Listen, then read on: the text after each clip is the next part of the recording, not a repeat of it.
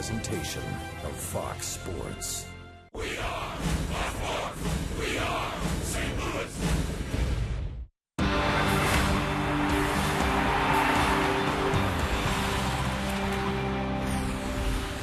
Redbirds tonight trying to make it 2 wins in a row over the Rockies and take this series 3 of 4. Rockies and Cardinals in game number 4 from Busch Stadium in St. Louis. With my partner Rick Horton, I'm Dan McLaughlin. Delighted to have you with us. David Freese is in the lineup tonight. He'll also, at some point, we hope, be playing in Kansas City next week for Tony La Russa. He won't start, but voted in. 8.4 million votes for David Freese. He is the last selection for the National League All-Star team. He beats out Michael Bourne, and he deserves it. 13 home runs, 50 RBIs in the first half of the season. Congratulations to All-Star David Freese. Has a nice ring to it. Congratulations to David is right. Big crowd expected this evening as we edge closer to our first pitch. Back with more on Fox Sports Midwest in a moment.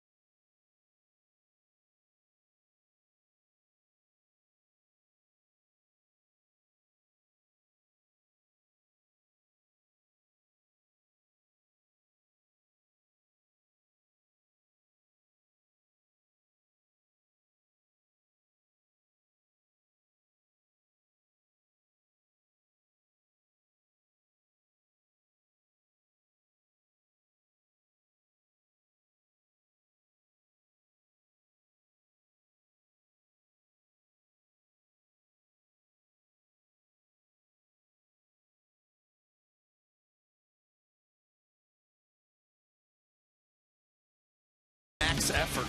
That's what that is. Let's get up early. Let's go. Somebody just got drilled in that Marlins dugout. Right in the back. Yep, he was trying to run out of the way, and it got him. Good things happen when you hear Dancing Queen at the ballpark. From Dancing Queen to Dancing LeVon.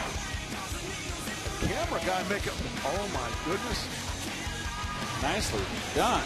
Oh, nice play by a fan reaching over the railing. Did he hang on? Yes, what a catch. Dad holding the baby was a great catch in itself. Some firework. It's a good look, man. Yeah, I could see moves right there, too. Ball in the glove, and then act like you've done there before. And he makes the catch. That's why you bring your glove. One-handed, beer in the left hand, goes down, and the beer didn't spill. Make the play, Don't spill the beer.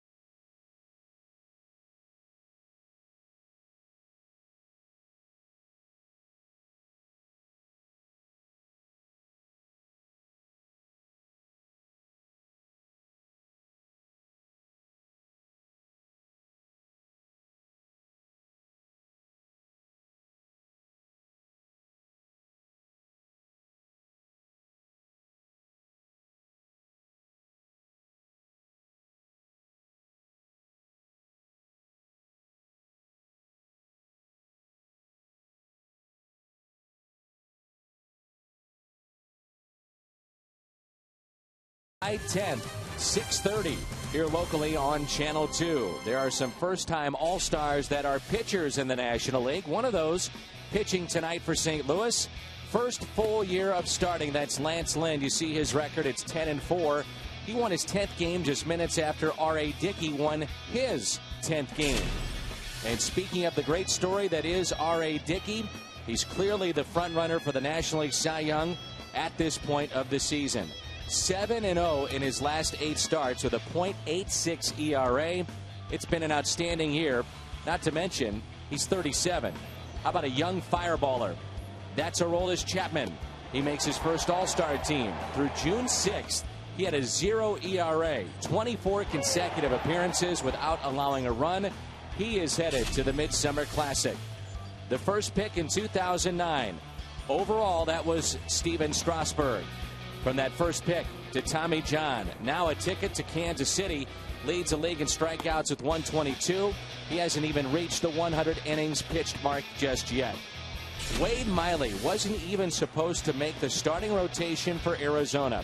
Now he's one of the best rookies in all of baseball. The only D-back starter who is healthy and above 500 this year. He has 9 wins. He is headed to Kansas City. From a youngster to a veteran, he's been around a while. The 2005 Rookie of the Year, Houston Street. In his first year with San Diego, the Padres' lone rep. He has only 13 saves for the struggling squad, but he's allowed only 3 earned runs in 22 innings of work. And that's a look at first-time All-Stars that are pitchers this year for the National League. Lance Lynn, an All-Star, going tonight for St. Louis.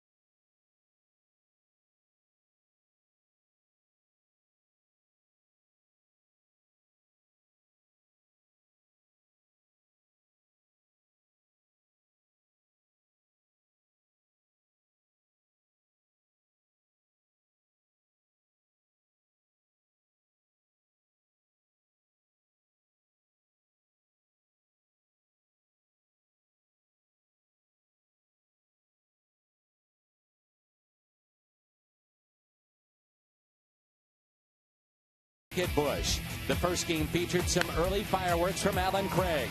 2 home runs in the 9-3 St. Louis win. Game 2, Jeff Francis and company cooled off the Birds for a 3-2 win. Yesterday, the reigning postseason MVP and 2012 All-Star had the big hit for a 4-1 Redbird victory. Series finale coming right up on Fox Sports Midwest.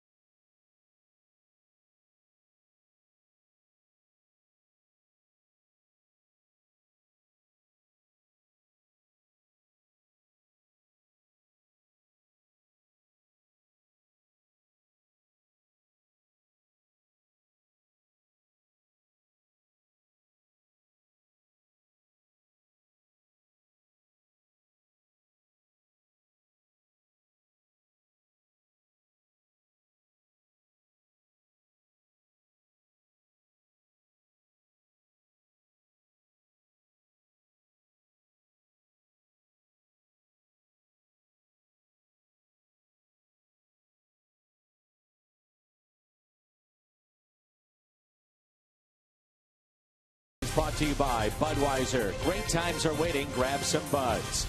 By your Mid-America Chevy dealers, the #1 selling brand in St. Louis. Find us at stlchevy.com.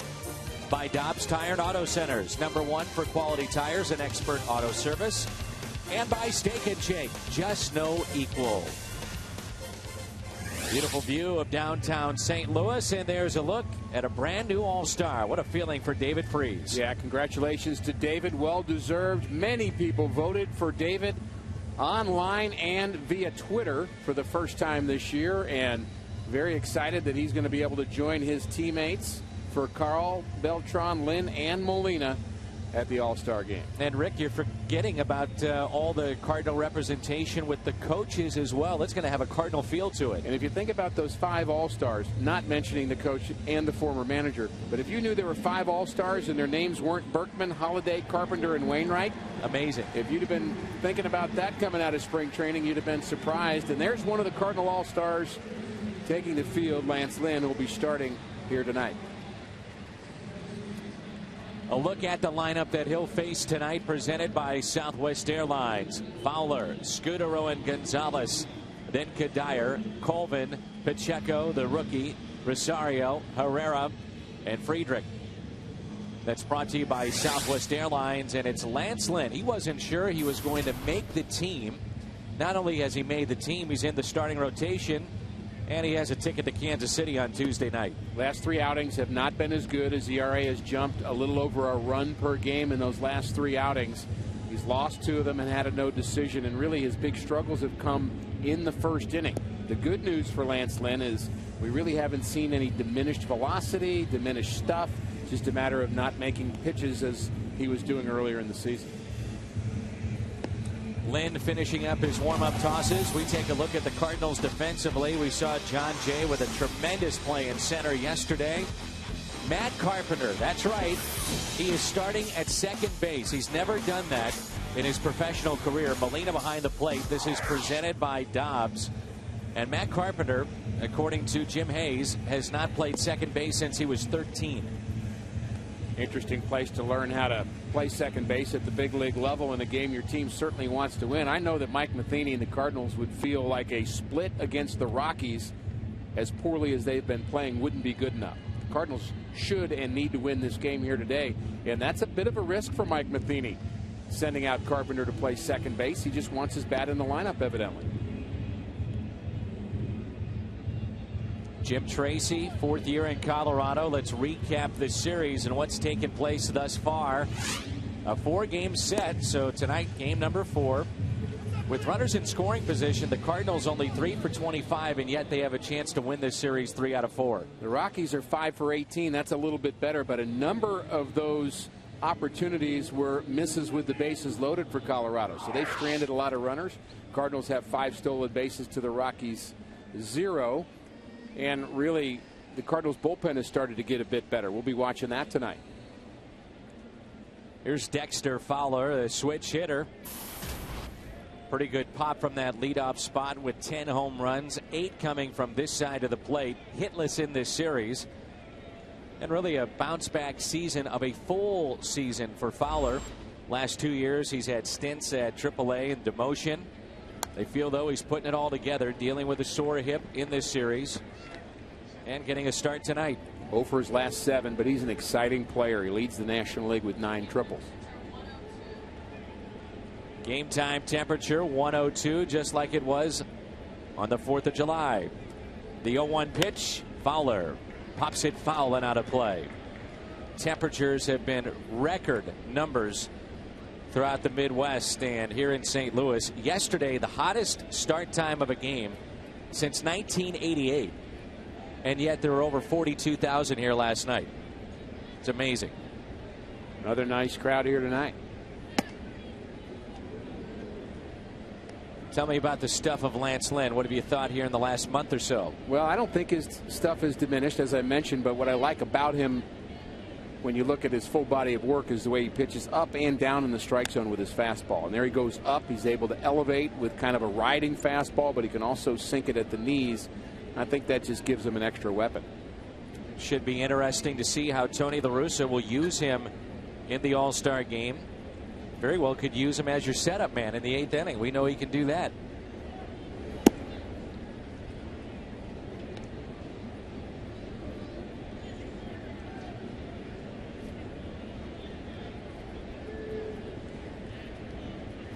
See the numbers from this side of the plate. Very good. That's just a bit outside. And the count runs full.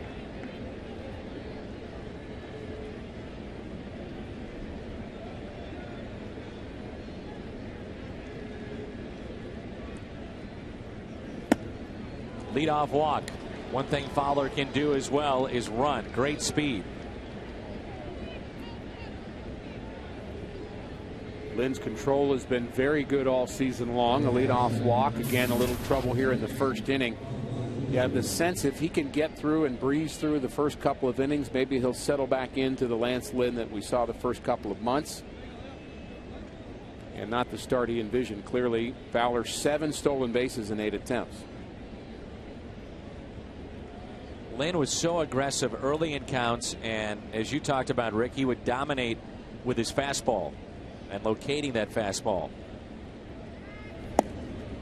There it is, and a strike to Marco Scutaro.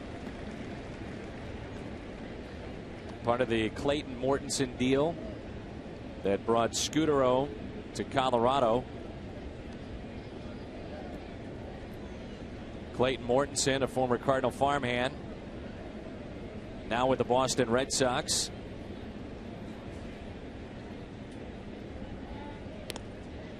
I feel he is a vital player for them to have any kind of success this year, which has not worked out. Last year they lost Mark Ellis to the Dodgers, moved in on Scutaro right away and picked up his salary, which was over $6 million.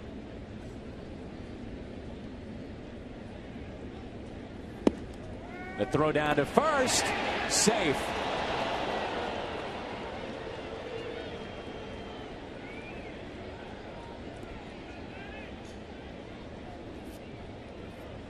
Yachty loves to throw.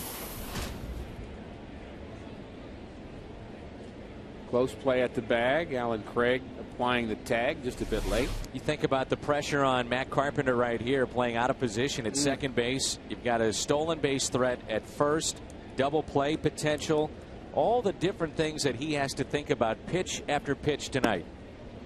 On the outside corner. Well, the decision's made by the shortstop. Who's going to cover the bag on a stolen base attempt? And if it's a hit and run, who needs to go there? Oquendo's going to be busy, of course, all night long directing Matt Carpenter. But Furcal's going to have to help him out some as well.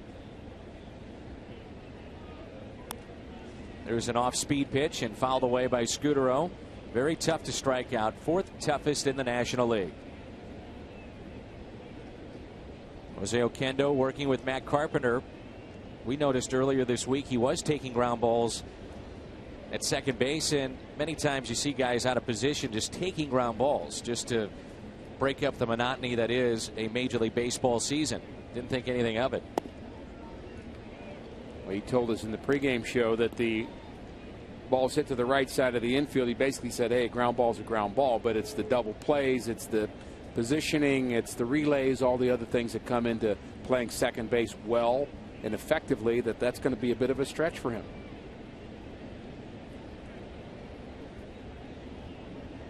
The 2-2 pitch, it out of play again. The thing in his favor, we learned early on from John Mabry and talking about Matt Carpenter, is how quick a learner he is. You tell him something, he gets it right away. Again, he may not be an all-star second baseman here tonight, and we may see some problems there, but in terms of being able to assimilate information quickly and take it to the field, he's good at that. Good battle here early on. By the way, in that final vote, we know that Chipper Jones was selected by Tony La Russa to replace Matt Kemp, and it was Bryce Harper finishing third behind Michael Bourne and then David Freese. Second baseman Aaron Hill brought up the rear of the National League vote. He was the last guy on that list.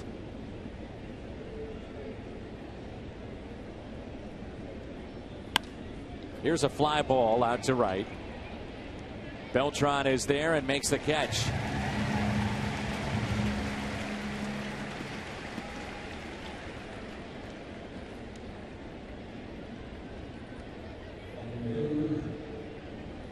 Classic saying in baseball is the ball finds you.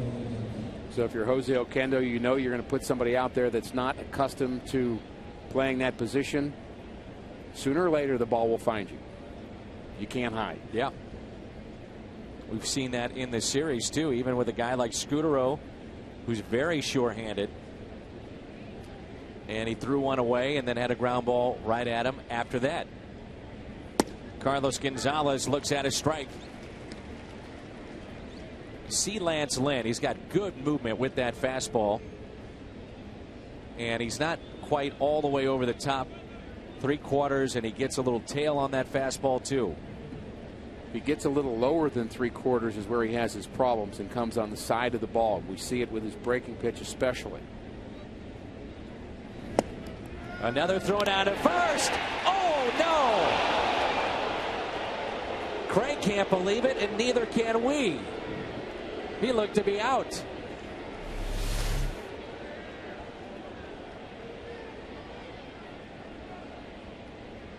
Very close play. Does the hand get in or not? I don't know. Paul Schreiber right on the call for sure. And looks like Fowler jammed his right hand, or perhaps a finger, on that slide.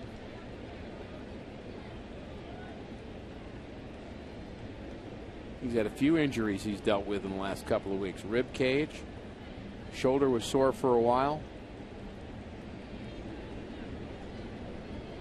1-1 pitch.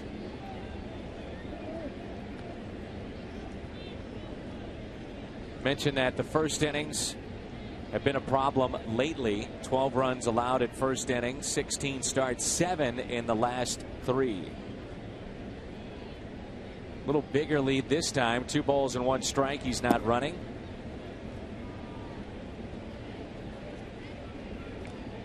Off speed pitch at 85, and Gonzalez a chance to do some damage here. To be pitch number 20 of the first inning.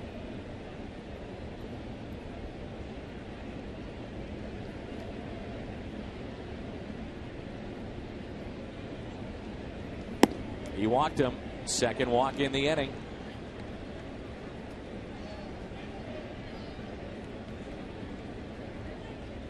And it brings in Michael CUDDYER. How concerned, Rick, do you get with the innings starting to pile up for Lance Lynn, a guy that has not gone through a full major league season as a starter? He hasn't done it at the big league level, but he has done it at the minor league level. Last year he was used primarily as a reliever, but the rest of his life before that, he was a starter. That's what he thinks he is. That's what he believes he is. So I don't think he's worried about it so much. I think the Cardinals will certainly keep a close eye to that in the second half. I think his issues over the last 3 starts have been more mechanical, coming on the side of the ball, than it has been arm weariness. Still throwing 95 miles an hour here tonight. Some of the Blues players are in attendance tonight. I want to say congratulations to Bruce Affleck, our buddy, who was named COO last week of the St. Louis Blues, and David Perron signed a 4-year extension this afternoon. Darren Pang, our colleague at Fox Sports Midwest, was at the ballpark yesterday, and hopefully we've got some news concerning him.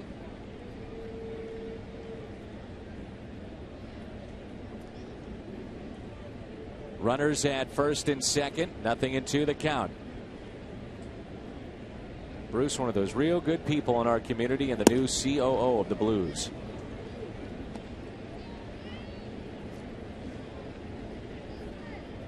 You talk a lot about his rotation on the mound. He spins off the mound sometimes, doesn't he? Yeah, you really see it from our angle, the straight on view, how he does a little bit of top spinning, which drops the arm angle just a little bit lower than it needs to be instead of being on top. Popped up. Molina makes the catch. They jam CUDDYER, and there's 2 away.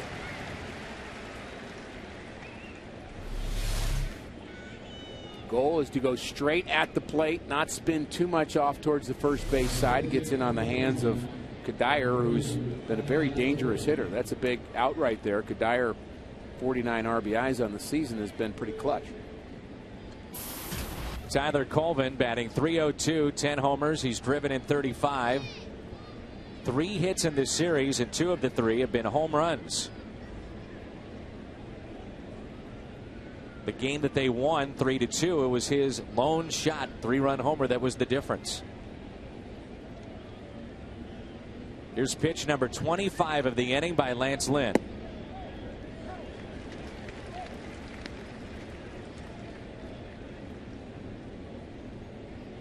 Five of 5, first pitch strike, something so important.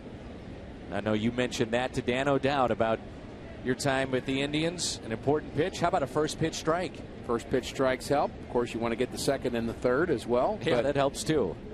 But working ahead makes all the difference. 0-1 pitch. 0-2.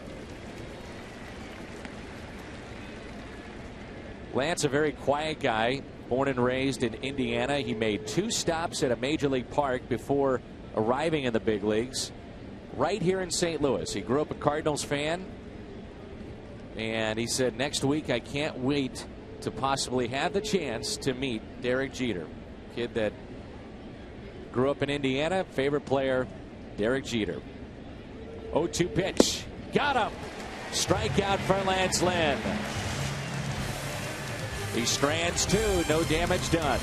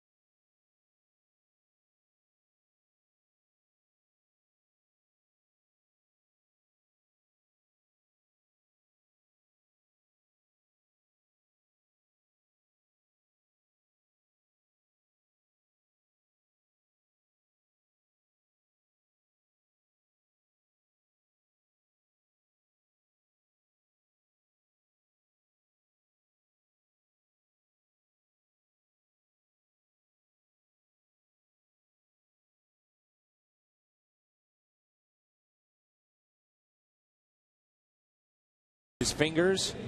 So they continue to work on him before he takes to the field. Rafael Furcal will lead it off for St. Louis as we take a look at the Cardinals lineup tonight. And it is strange seeing Matt Carpenter playing second base, and he'll bat 8th in this lineup. Furcal, Jay, and Holiday, who's just been absolutely on fire. Beltran, Craig Molina, Freese, the All-Star, Carpenter, and another All-Star, Lance Lynn. It was odd enough that Skip Schumacher was thrown into that second base pool when we thought that it would be a Descalzo Green platoon for most of the 2012 season. Then Skip needed to be in the lineup because of his bat. Now Matt Carpenter does. So kind of a strange situation for me to see Carpenter at second base. It says something to Tyler Green. You'd like to see him swinging the bat well with a left-handed pitcher and trust him enough for at-bats against the lefty. Furcal will lead it off for the Cardinals. Pair of hits in the series, and both have been infield hits, 2 for 13 with an RBI.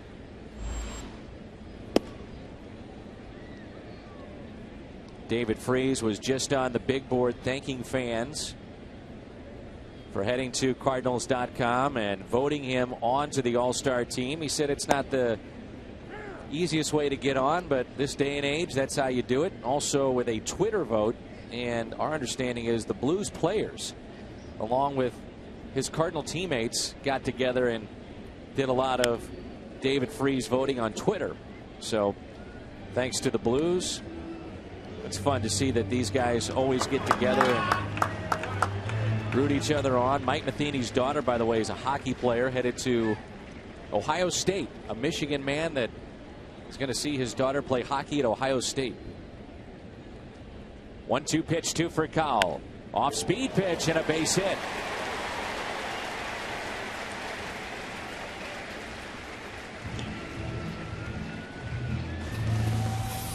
Gonzalez, Fowler, and Colvin in the outfield.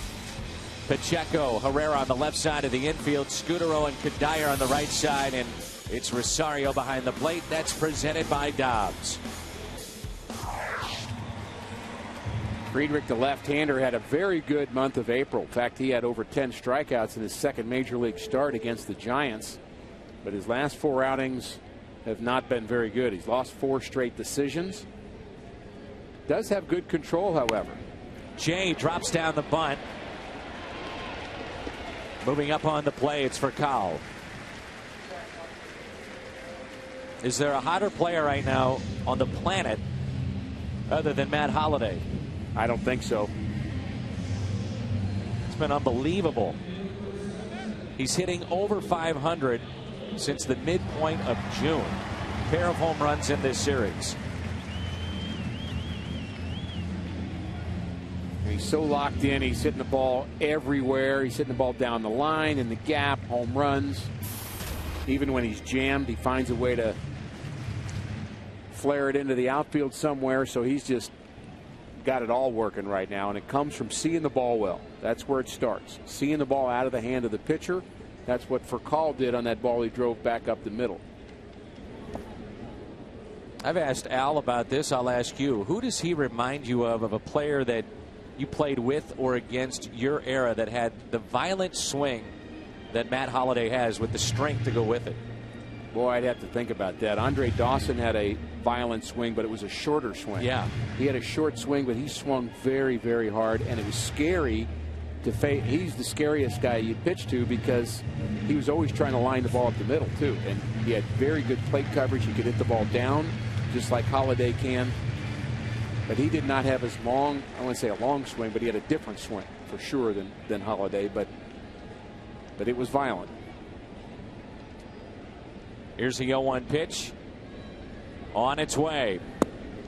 You saw the numbers a moment ago. He's at 516 since the middle of June. Only Joey Votto has been able to put a run even close to this season with what we've seen from Matt Holliday.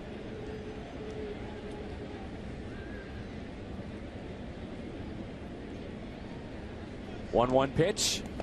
Bounced and reading it perfectly for Cal. No hesitation whatsoever. He winds up at third.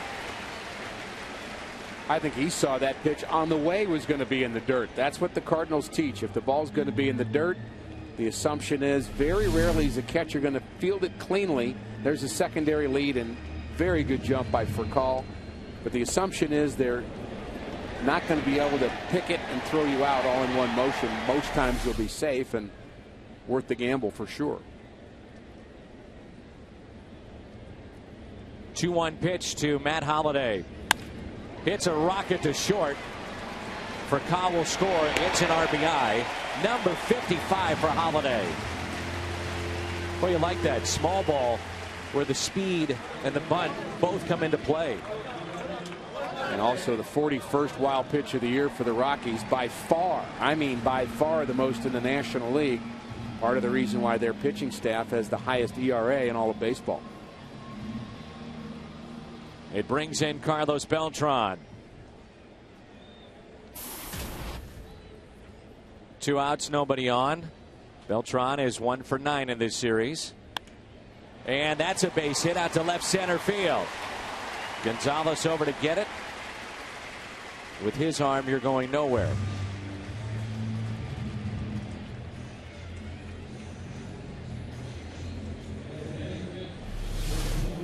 And the hope would be that the early run here will settle Lance Lynn down and let him just go out there and kind of pitch his normal game.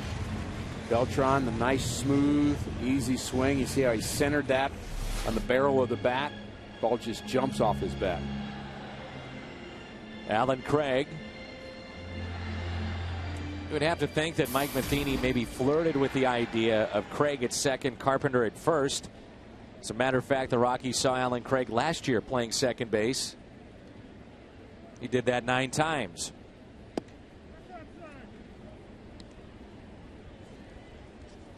Mentioned the control of Friedrich, the left-handed pitcher, only 1 walk in his last 3 outings, so I think Cardinals are going to be just swinging. He has the ability to strike batters out as well, so just jump on him early in the count. That's what Beltran did.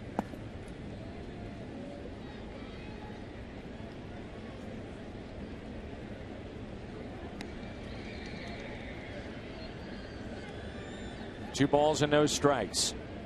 Monday night, it was Alan Craig with over 800 feet of home runs to center field. Pair of home runs to get his total to 13. He's driven in 43 and hitting .306. The 2-0 pitch.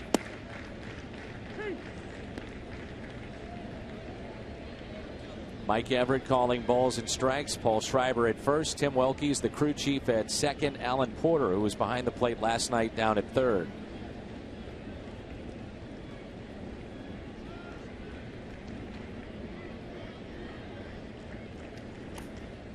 Two and two.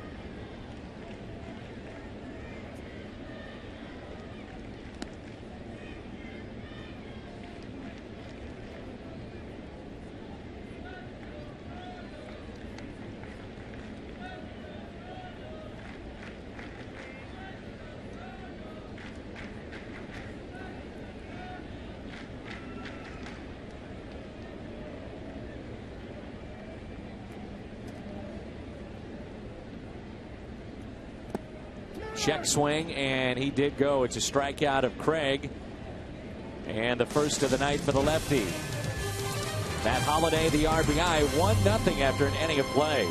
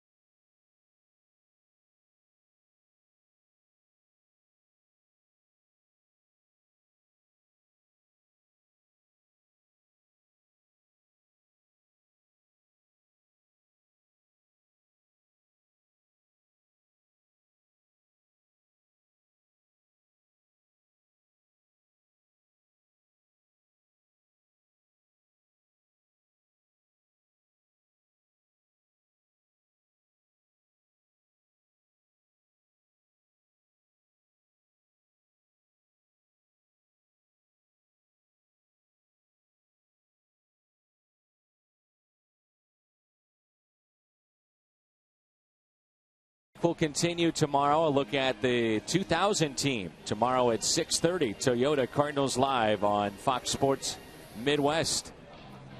UMB Champions Club, nice cool place to be with the championship trophies presented there.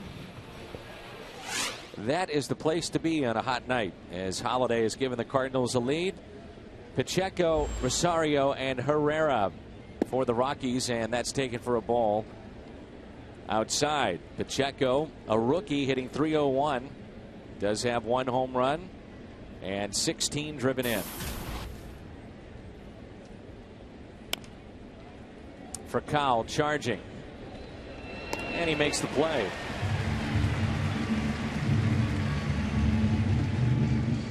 Keys to the game, a presentation of Toyota. Now look at these two starters. Talked about both starters struggling in their last few outings. Friedrich has been a little bit longer. 5 starts, 0-4, ERA over 7. Both pitchers, very high opponent's batting average in the last few starts. Lance Lynn, again, hasn't been that far off, just made a couple of bad pitches. He gave up a grand slam to the Pirates, which was a lot of damage in inning number 1, and just like to see him get off to a good start. You get the sense that he'll roll after that. 2000 team was a lot of fun to watch. A team that got the Cardinals back into postseason play.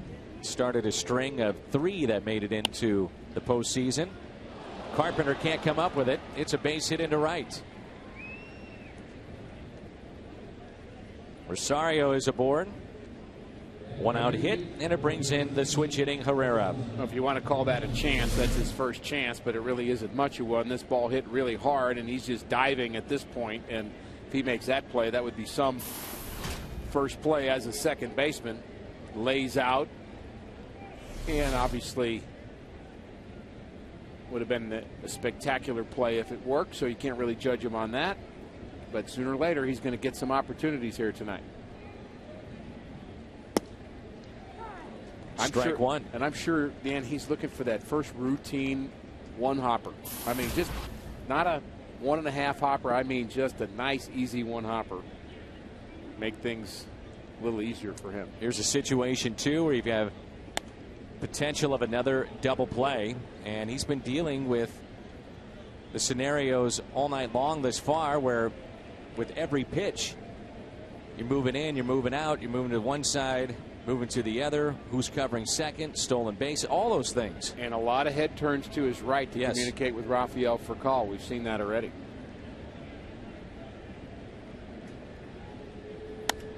And what you'll see, and I know we get asked this a lot, but Rafael Furcal will look in, get the sign, he sees it, and then they, with a closed or open mouth, they'll hold up the glove and give a sign to Carpenter.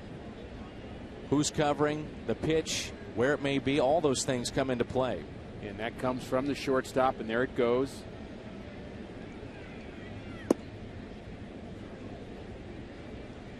And it's either open mouth or closed mouth from Furcal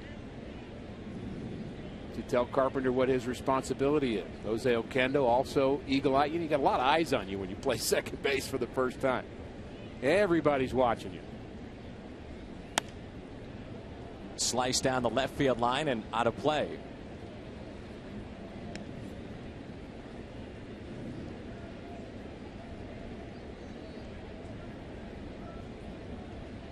So again, Rick, explain what Furcal is going to see here and what he's relaying. He's going to make sure that the hitter doesn't see this because he doesn't want him to understand the sign, and he's going to either have an open mouth or a closed mouth, which means either I'm covering second or you are. Closed mouth. We saw it. The hitter didn't. And Carpenter's able to read that, and he has to see it right away, then put his attention back on the batter.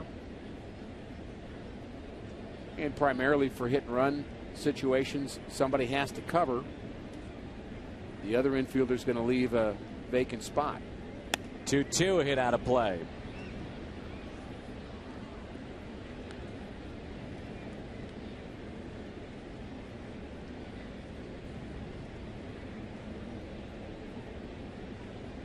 And there are times where the shortstop's going to go off of what Yachty puts down. Off-speed pitcher fastball. Curveball.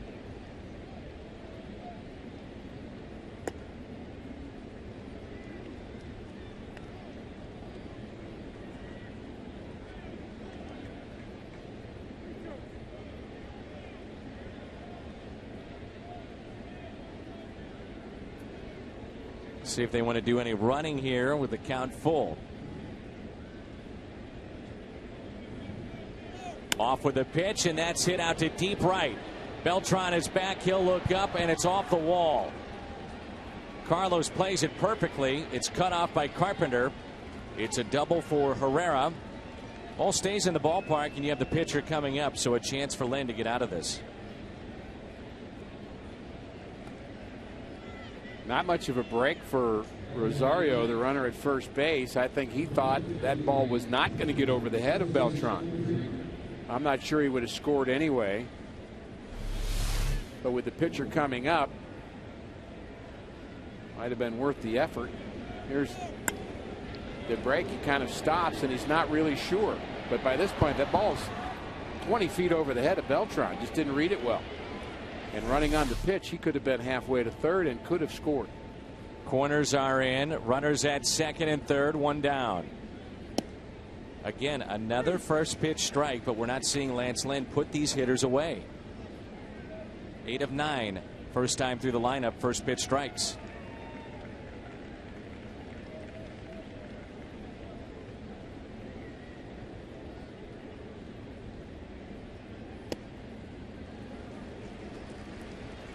We've seen at times in his starts, Rick, where he just ditches the slider or his curveball, and it's primarily just that two-seamer, four-seamer, mixing it up and spotting it.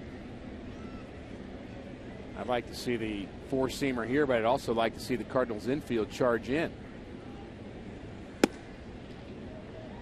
Furcal did it from the shortstop position. They kept Carpenter back. I think it's a way to cut off the run here with the pitcher at the plate, even though you have a one-run lead.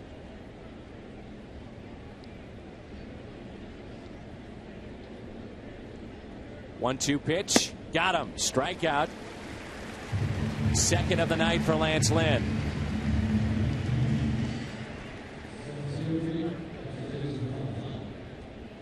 Cardinals Kids Clinic. Scott Terry and many former Cardinals get together and put on a clinic for kids ages 7 to 13. That's boys and girls. And the next one will be July 17th. Cardinals.com/clinics. Chance to get tickets and autographs, pictures taken with some of the former players. They do a great job with it. Fowler walked his first time up. Dealing with a bad finger. Remember, diving back into the bag at first base. Ground ball. LYNN has got it. And for the second consecutive inning, the Rockies will strand two. Molina, Friesen, Carpenter coming up.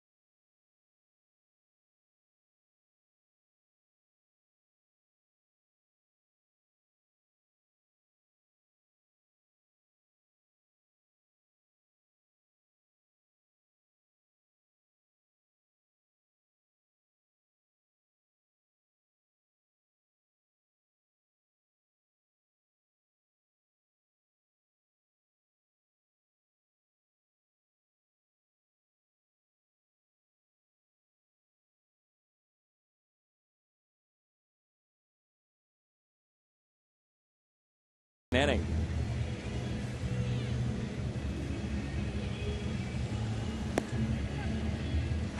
Crowd has gotten bigger and bigger as the outs have piled up here early on. It's amazing. These fans coming out with the starting temperature of 102 tonight.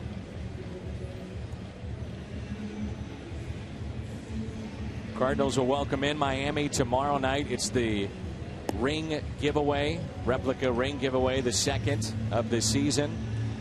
Sold out, and still tickets available for Saturday and Sunday. Sunday is the kids' t-shirt giveaway. Fans have had a very nice experience during this homestand. The Cardinals are 3-3, and they'll be facing the Marlins when the Rockies leave here, and the Rockies are going to go on and play the Washington Nationals, which won't be an easy chore for them. But Cardinal fans, I think, have enjoyed this homestand despite the heat. Fireworks here in downtown St. Louis last night, all part of the festivities. Ball one to Yadier Molina. Yadi at 309, and he's hit 13 home runs, driven in 45. A number of home runs hit up and down this lineup.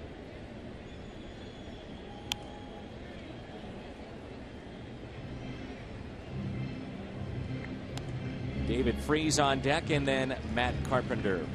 Yu Darvish, by the way, the winner over the American League for the final All-Star spot. 357 average for Yadi against lefties this year. We talk a lot about the pitchers having to deal with the heat and their pitch count, etc. But really, the guy behind the plate, Rosario, and the guy at the plate, Yadier Molina, are the guys working hardest as far as the players are concerned. Plenty of people here at the ballpark working hard as well. But as far as the on-the-field personnel, not sure I'd want to be a catcher on a day like today. That's pulled foul.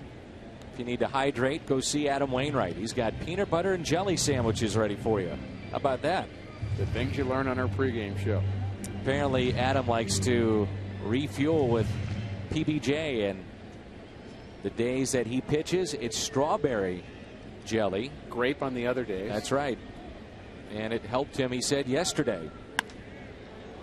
Yadi hits it high in the air, right field. Colvin over, one away.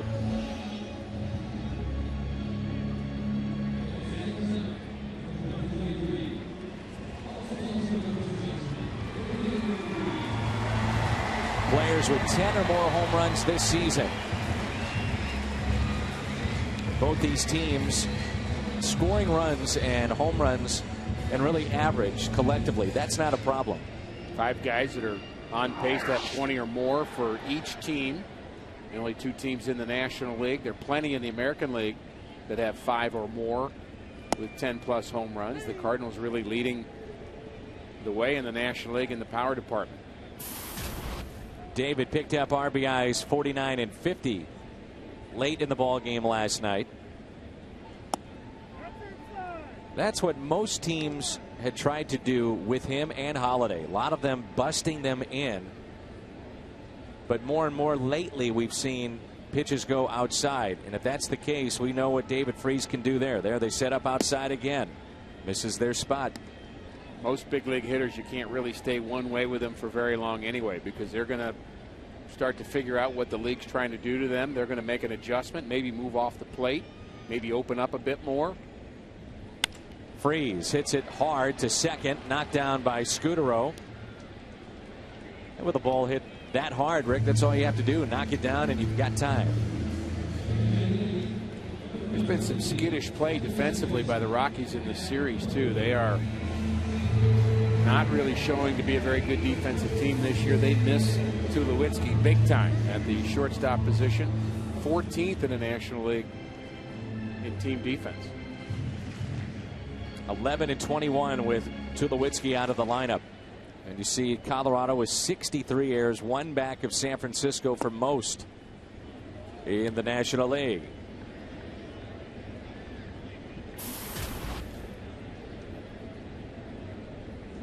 Matt Carpenter at 289.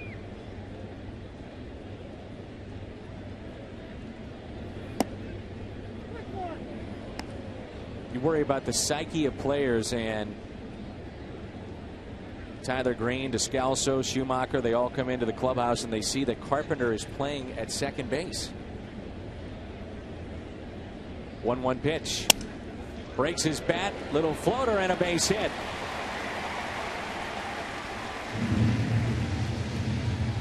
He's earned some at-bats, especially with the good at-bats he seems to get against left-handed pitching. Still does not explain Tyler Green not in the lineup. This pitch down and away, and I think you're right. I think there's a message being sent at some point. And I know Mike Matheny said before the game that he just feels like he has to get Carpenter some at-bats. He's very aware that Lance Berkman is soon to come back to this Cardinal lineup, and it's going to be harder and harder to find at-bats for Carpenter. It's just still a bit odd to me. So 2 outs. Here's Lance Lynn, and strike one.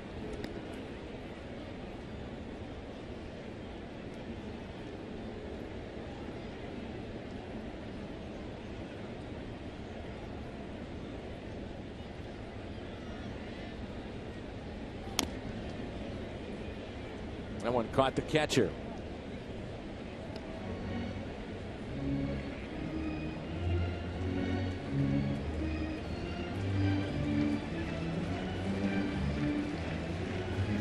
Yachty's saying, man, that hurts. Glad it's not me. A little more empathy from the other team's catcher.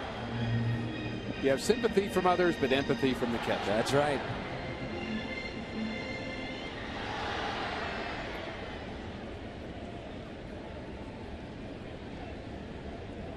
It's amazing they don't get hurt more often. Agreed. 0-2 pitch. Lynn is late with that swing. It's a strikeout and the second of the night. Cardinals lead it as we head to the third. It's 1-0.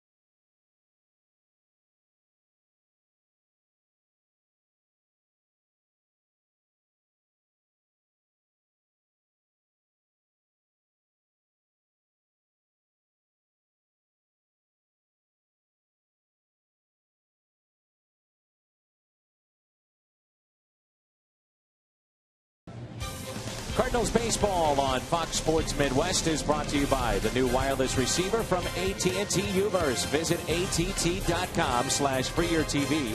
Rethink possible. By KiaSt.Louis.com.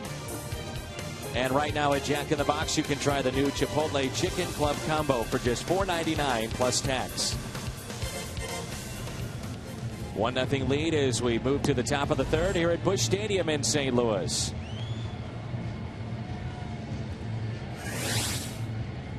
Lance Lynn has had trouble the first 2 innings, but pitched out of trouble.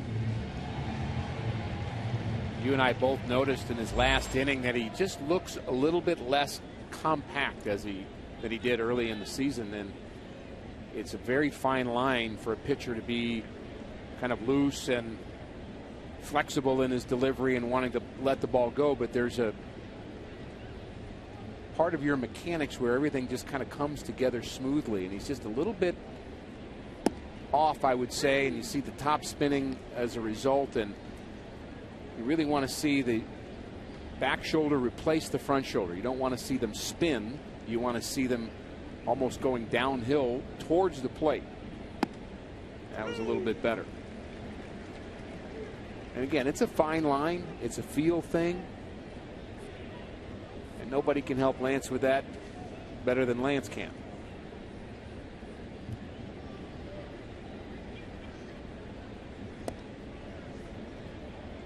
Talked a lot about that, even though it's not officially at the All-Star break. We are past now the midway point of the season on the schedule.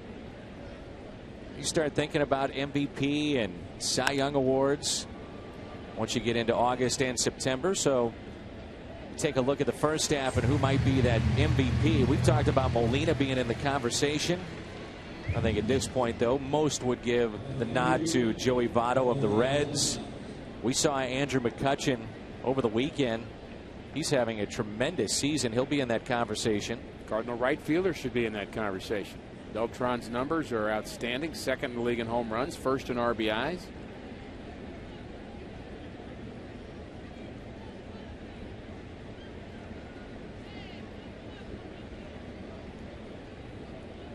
And before it's said and done, this guy's name will be in that conversation.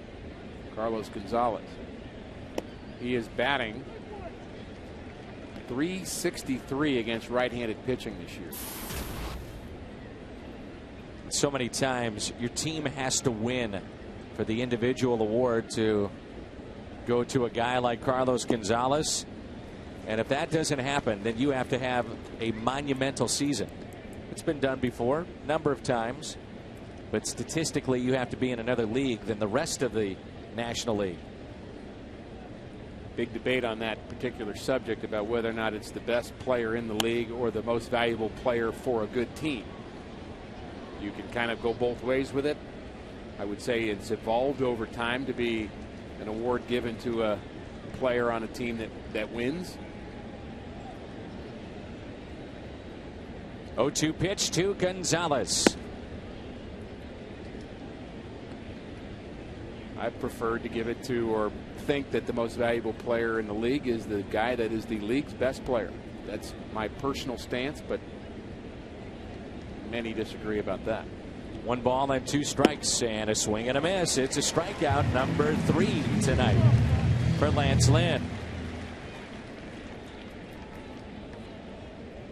Hitting the road will take us in our coverage on Fox Sports Midwest with you.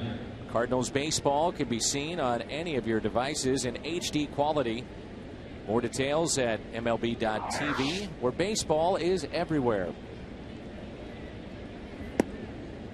There's a strike to Michael CUDDYER. The master of card tricks, comedian. They say initially when he went into the clubhouse of the Rockies, he has new teammates. He started doing card tricks, and guys were amazed. And Jason Giambi, who lives in Vegas, said he's better than any guy on the strip right now. That's how good he is. Very likable guy. 0-2 pitch. Here's some insight into how guys get to know each other. Hey, come on over here. I'll show you a card trick. That's why he does it. Seriously. Great. He said he wanted to learn how to do it just to be able to open up to friends and kind of break the ice.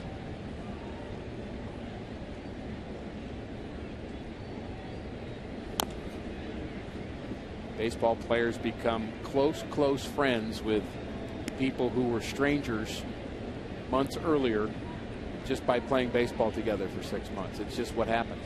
You get into the hotels, road trips late at night with each other from about noon until the end of the ball game, and usually an hour or two after that, day after day. Swing and a miss. Strikeout number 4 for Lance Lynn. Top of the lineup coming up for St. Louis. Cardinals on top.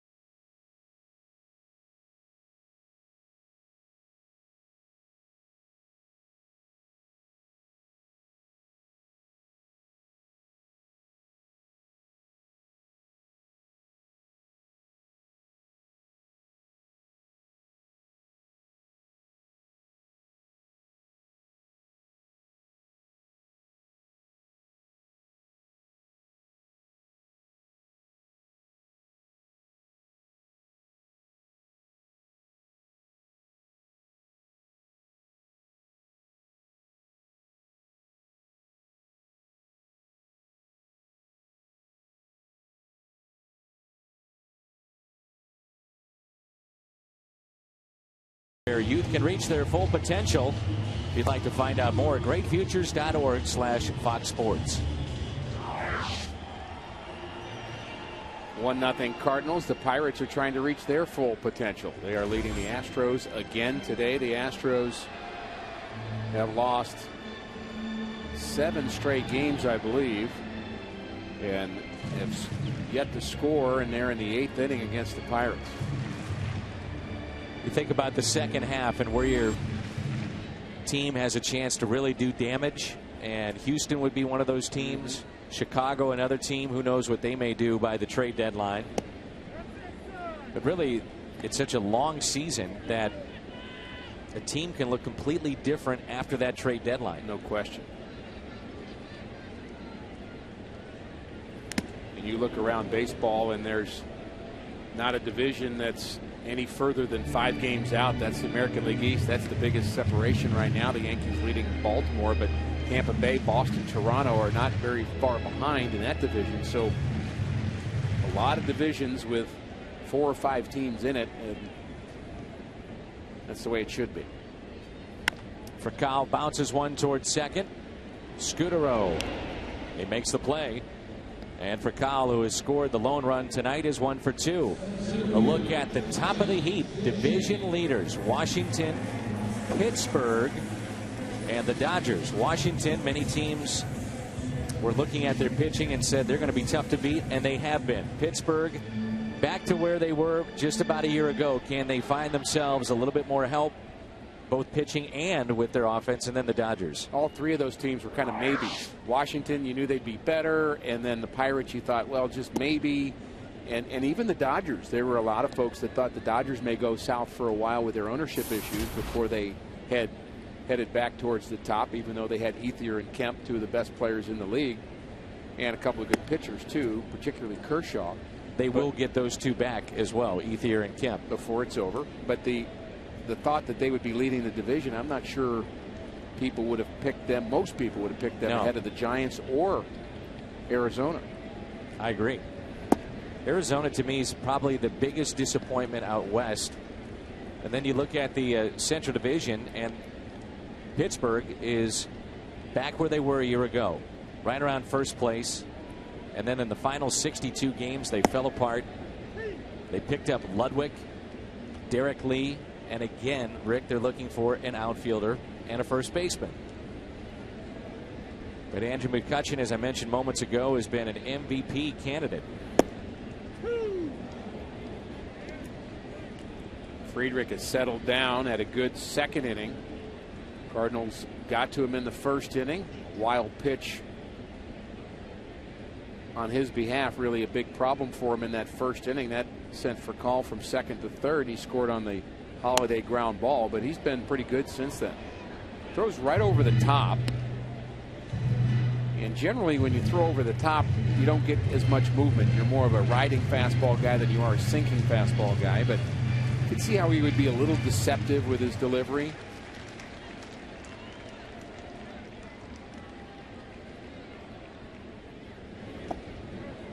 And Jay is down. He'll run towards first, and they record the out. Brings in Holiday. That's a sharp breaking ball right there. That's a put-away pitch for him. And I'm pretty sure now where he gets his strikeouts from. You don't see John Jay fooled like that very often. And he doesn't strike out very much, period. He's become one of the toughest guys in the National League to strike out. And this guy right now is one of the toughest guys in the National League to get out. Period. 2 outs and nobody on for Matt Holliday. Should we throw him back into that all-star conversations? We didn't mention Matt Holliday, who's not even an all-star, but when you go back to MVP, you know, he certainly would be in the running for it if he puts together a second half like his first half. Right now he's on a tear. You can't expect him to stay at this clip. No. But it's not far-fetched to say he's looking at 110 to 120 in that RBI department. You never know how high the average could get. The home runs, he's going to be over 20 at least, probably 25 to 30.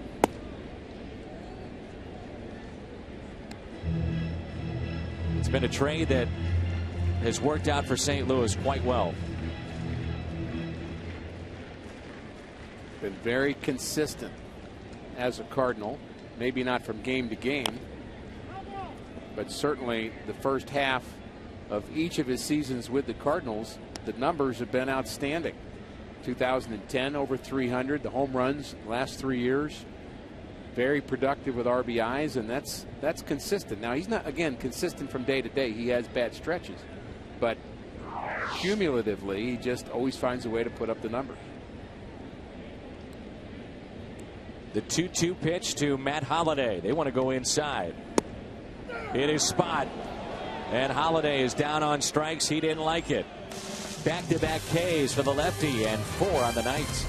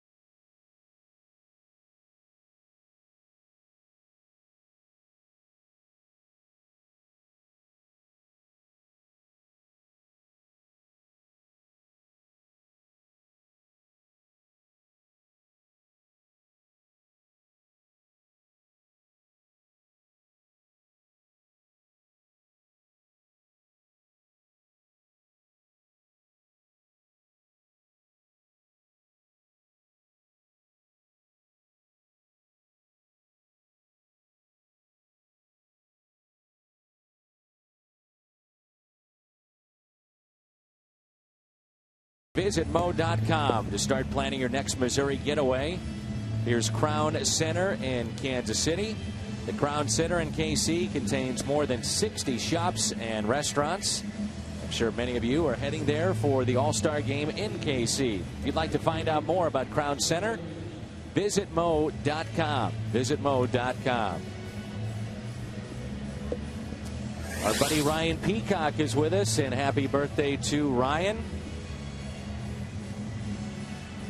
Got a couple of buddies with him, so happy birthday to Ryan Peacock. He never misses a game that you're on, Rick. Well, what a better place. Could you think of a better place to spend your birthday than at the ballpark? I cannot.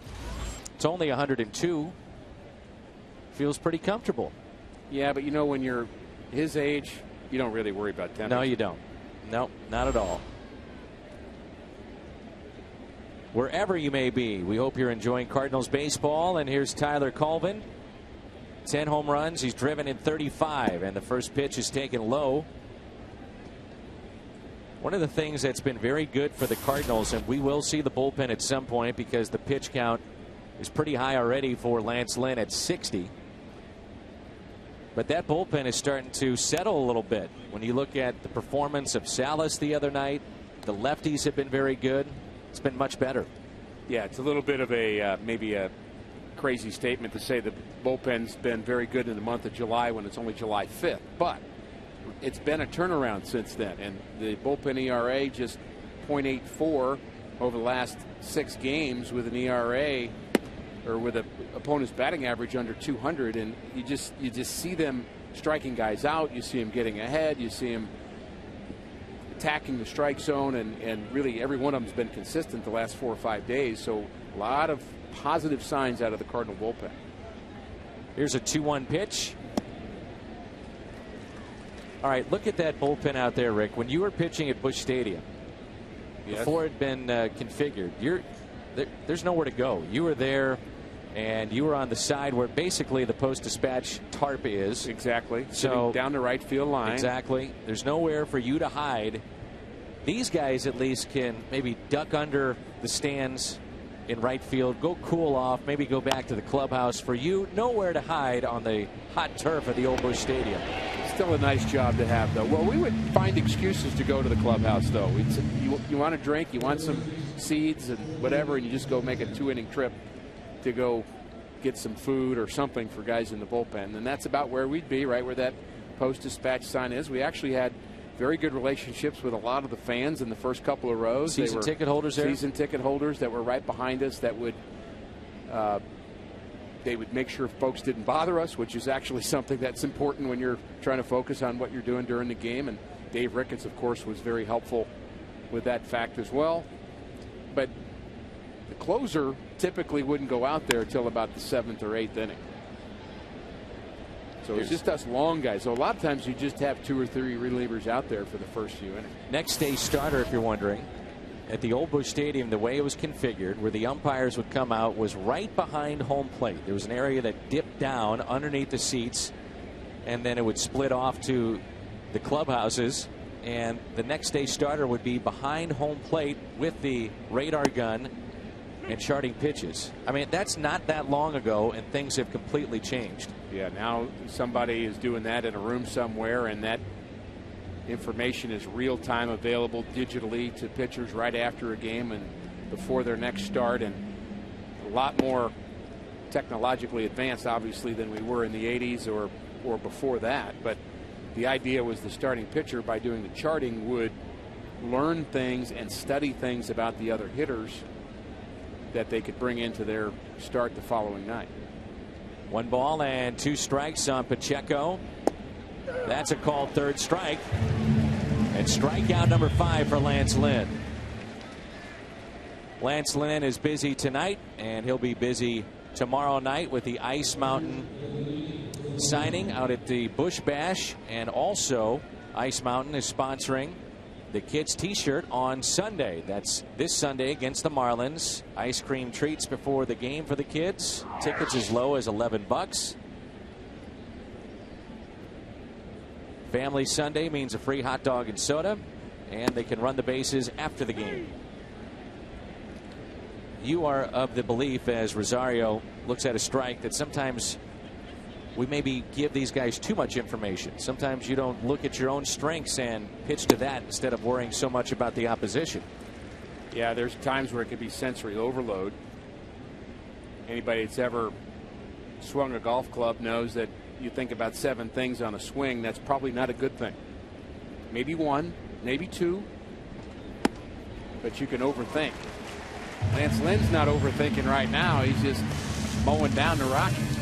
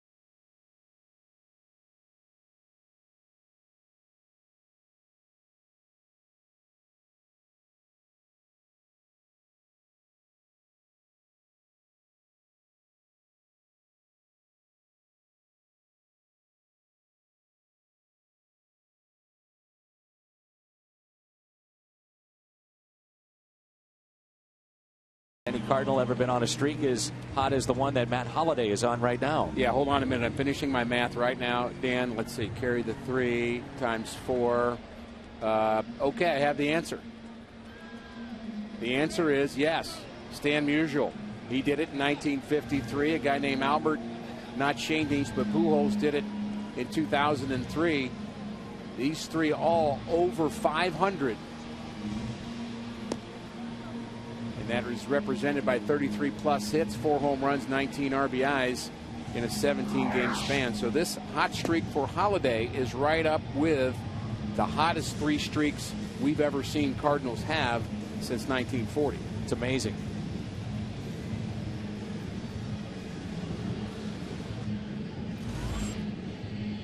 Number 3, Carlos Beltran. It's Beltran, Craig, and Molina. Beltran with a single back in the first inning. The switch hitter looks at strike 1. Both these starters now starting to settle in.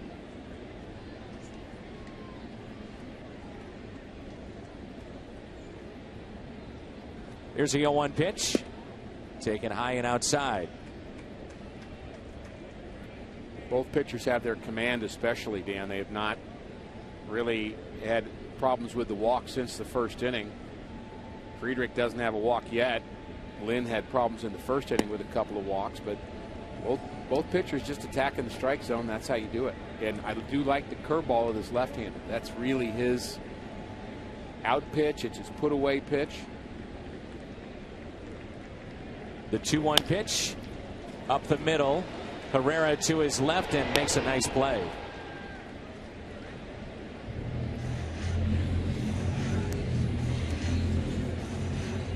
Well, summertime is here, and why not enjoy a little snow cone? That's not little, though. That's pretty big. I'll say. That would take about 4 innings to eat, would it not? Sure. She's teaching Dad, all right, you got to get the outside because then it melts and then it comes down this way and then you got to pound it in. It gets a little slushier. Uh-oh. Kids know best.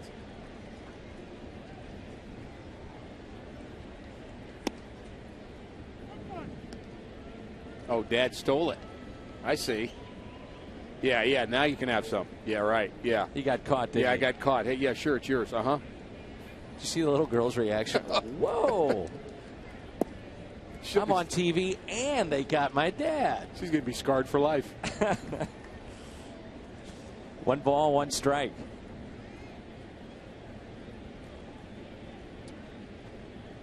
Craig struck out back in the first.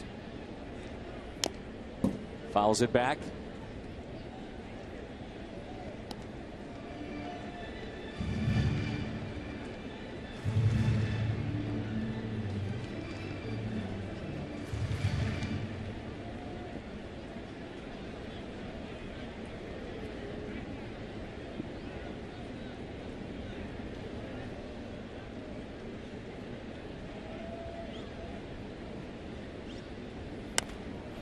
Little chopper to the right side for the second out. If you're just joining us, it's a 1-0 St. Louis lead. RBI by Holiday back in the first. Left-hander Friedrich has been much better on the road than he has at home, and he's made no bones about it. He said, I just am not comfortable pitching in Colorado, but the numbers can bear that out. 5 starts there, 1-3, ERA not over 9.5. And there's something about that ballpark that can really get in the head of a pitcher. And it's kind of ebbed and flowed over the years, where there have been years where the pitchers don't seem to worry about it and they just go about their business. But this year does not seem like it's one of those years. It's just really one. The park is one. And it's in the head of their starting pitchers right now, which may add to this need for the 75 pitch limit that the Rockies have gone to. 0-1 pitch to Yadier Molina. Floats high for a ball. 1 ball, 1 strike.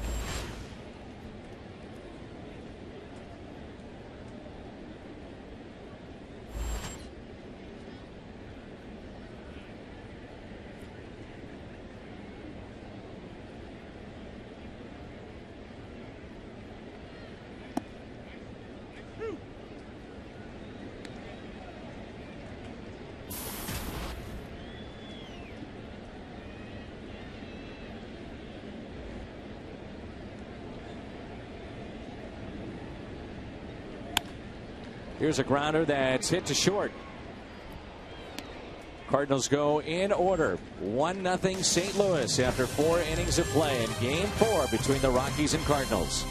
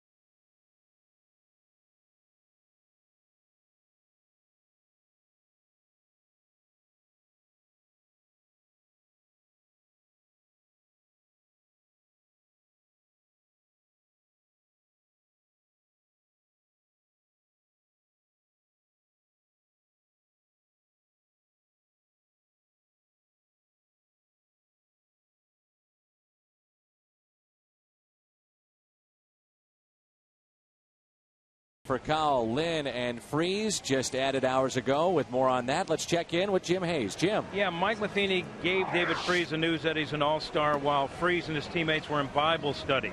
Matheny said he thought he might pull David into his office and tell him one-on-one he thought that would be selfish. He wanted to give Freeze the news in front of his teammates so the whole team could share. It tells you something about how guys were rooting for David Freeze.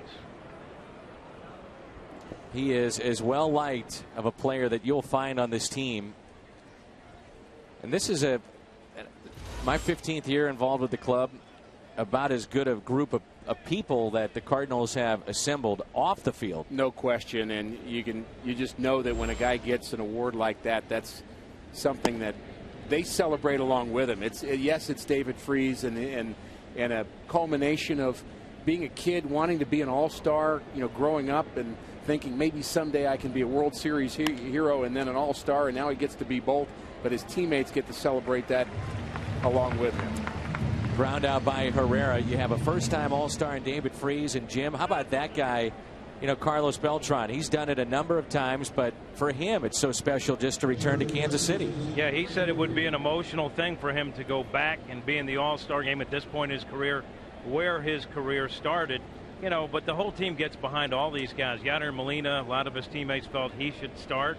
They feel he's the best catcher in baseball, and they're very happy as well for a guy like LYNN, who really came out of nowhere to solidify that starting rotation, and now he's an all-star. But these guys back each other, and David Freeze was talking about one of the thrills for him being part of this, yes, but also getting to play for Tony La Russa one last time, reuniting with the old coaching staff, and also being there with the 4 other Cardinal teammates.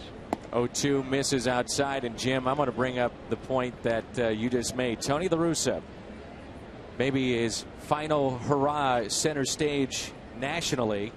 What do you think that's going to be like? And I know you're around him and were around him a number of times, pre and post game shows, but the media attention that he'll have, Dusty Baker, the dust up with the Reds, all that going into it. What do you think it's going to be like? Yeah, I think Tony's going to put that behind him and soak up every minute. He's still involved with baseball, but as you mentioned, his job now, he's not really the focal point. He's managing the National League All-Stars. It's his last time managing, we believe. I think he's going to kick back and soak up everything and not let any of the negative stuff or the controversy get to him one bit. All right, Jim, good stuff as always. Thanks. And we're back to the top of the lineup in Fowler. And he rips it into right field for a 2-out base hit. At least the game's not in Cincinnati. Thank goodness.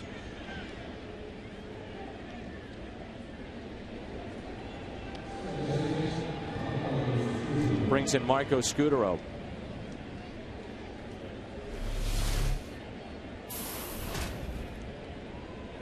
bad location. Tried to go in on Fowler. He just dropped the head. Fowler's been dealing with that issue that happened early on. He jammed his finger, but he had no trouble dropping the bat head on that.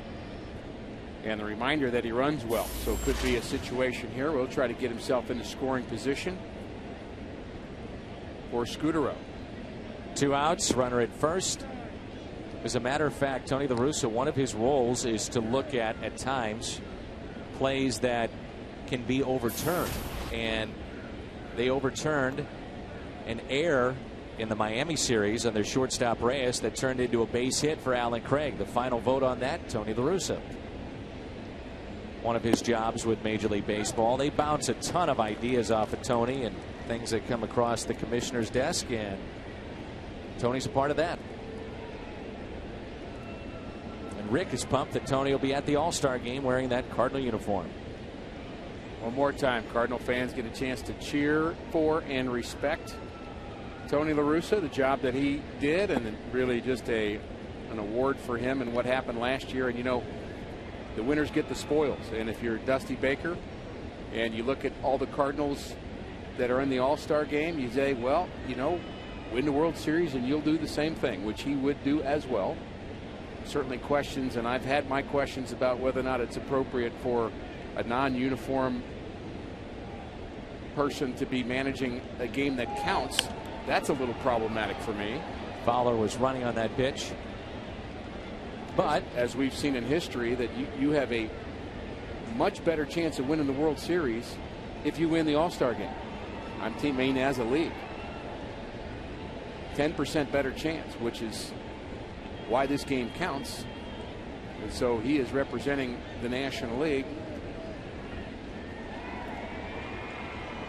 in what might happen in October.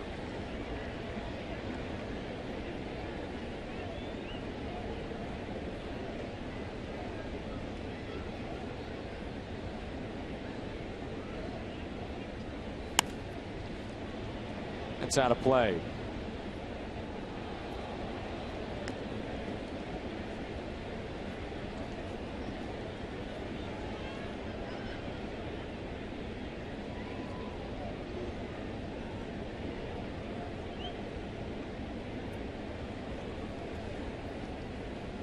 Good pitch to go on here for Fowler. Going to try to time the delivery of Lance Lynn the best he can. See if he can't get a little bit of a jump, and don't go too soon. Lead is shortened up a bit from first time that he was on.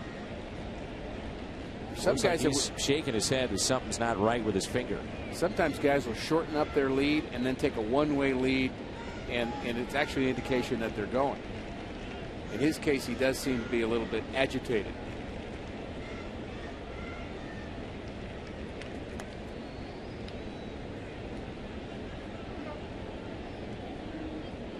Two and two the count.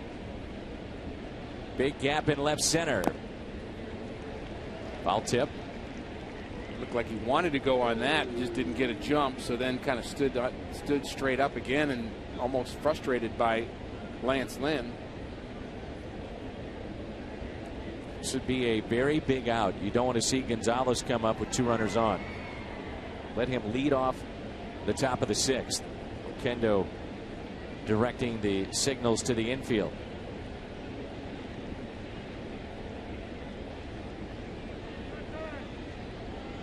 Pretty active tonight, isn't he? Yes, he is. Nice to have Jose back after a little illness. Kept him out 2 or 3 games. He was itching to get back out again. He feels much better. He is directing traffic defensively. 2 balls, 2 strikes, 2 outs. 1-run lead for St. Louis. Not running again, and the pitch is lined foul. Does it surprise you that Fowler isn't running in this position? Well, he tried it once and got a decent jump on a foul ball, had to come back, and he just hasn't been able to get a jump since then. I think he's having trouble reading Lance Lynn for whatever reason. Stealing bases is more than speed. There's an art to it. I love to hear Lou Brock talk about that. Here's a fly ball out to left. Going back. Holiday with room. He's got it just in front of the track. Freeze, Carpenter, and Lynn due up for St. Louis.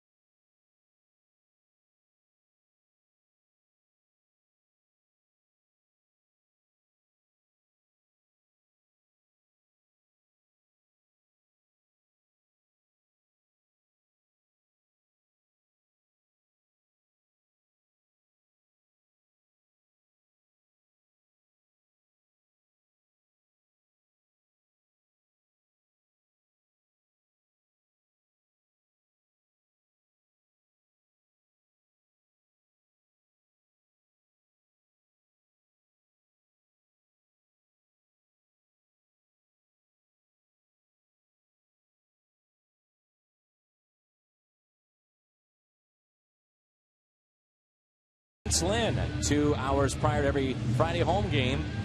Find out more and get your tickets. Cardinals.com/promotions. Just a handful, literally a handful of tickets available for tomorrow if you come to the ballpark.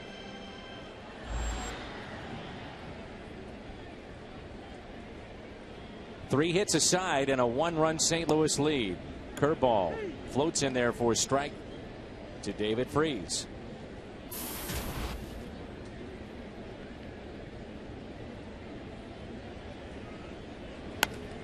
Freese has a base hit into right.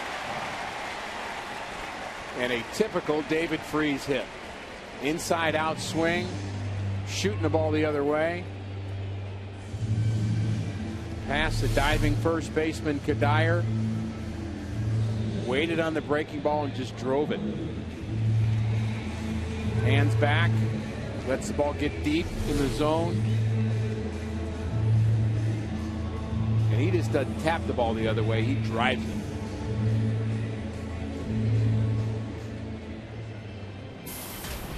Now Matt Carpenter.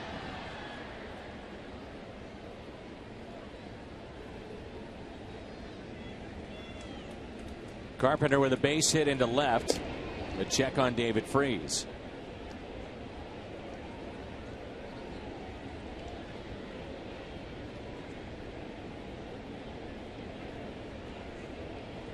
Wonder if this will be the final at bat for Matt Carpenter. Tight ball game heading into the 6th inning. And remove him, and you've got Scalzo, Green, Schumacher that can play second base. I think that's a good idea, frankly. Let him have another at bat.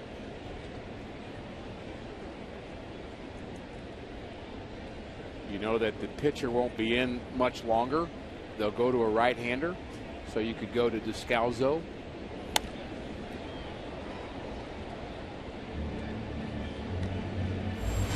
Pitch count at 61. Look at that, 40 strikes for the lefty. He's learning his lesson. Dan O'Dowd's trying to teach the Rockies pitchers get outs with a few pitches, please. Lynn is at 86. 1 ball, 1 strike on Carpenter.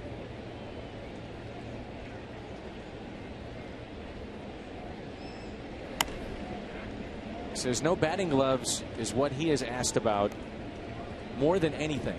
He did receive a World Series ring last year when he picked up his first ever major league hit. Brief time with the Cardinals. He said, I wasn't asked about that. I'm not asked about being in the big leagues. I'm asked about no gloves when I hit. John Mabry's still asked about that. It's a rarity. Andy Van Slyke is still asked about that. That is foul. I would imagine for him, as used to swinging without batting gloves as he is, I would imagine if he put gloves on, it would be the most awkward feeling. Almost no restrictive. Yeah, very restrictive. Almost kind of like trying to throw a baseball with a batting glove on. You just don't have that feel, and the feel is such an important part of his stroke to him. Solid player, isn't he? He certainly is. And again, good at bats against left-handers. 1-2 the count on Carpenter. Short lead at first by Freese. Check swing. Did not go.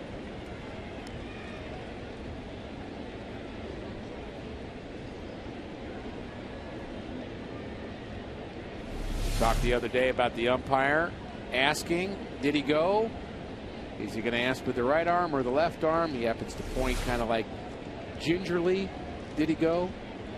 I think there's a communication between them about whether or not the home plate umpire thinks he actually swung or not. Not 100% sure, so I'm going to signal to the base umpire what I think. And communication, very important for umpires. I'm kind of in that boat where I think umpires actually do a good job. I think umpires are better than they were 30 years ago. I just think the scrutiny on them is much, much greater, and it unearths some of the mistakes they made. But trust me, they made them 30 years ago, too. 2-2 pitch. Carpenter slices one down the left field line and foul and out of play.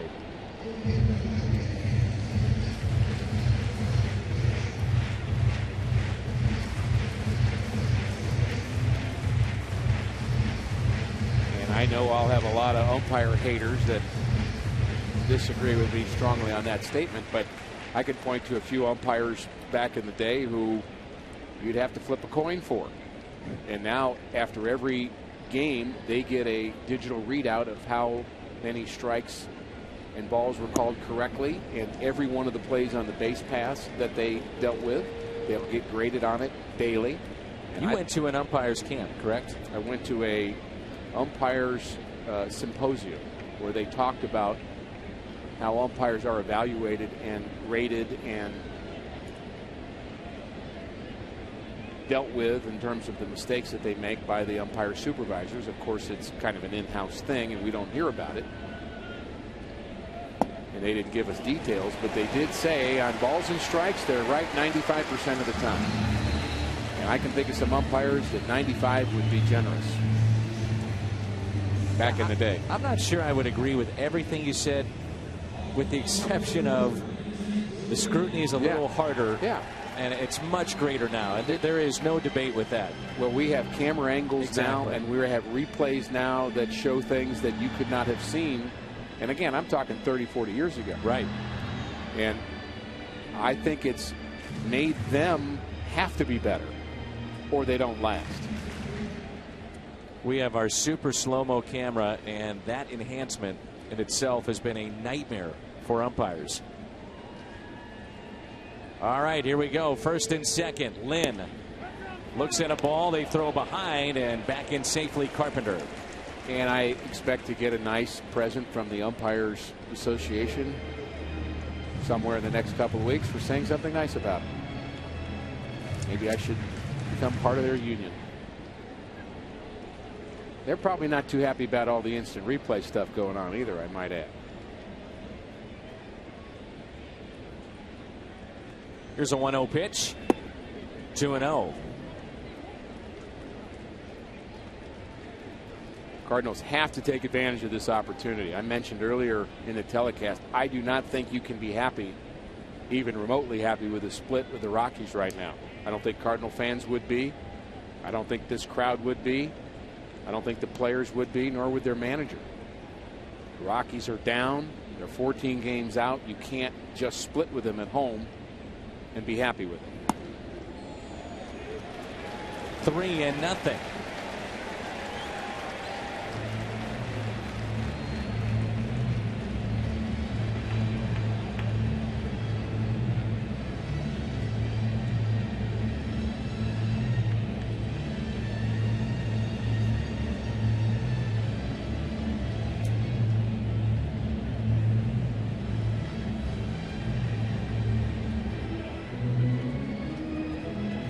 You have to take a strike.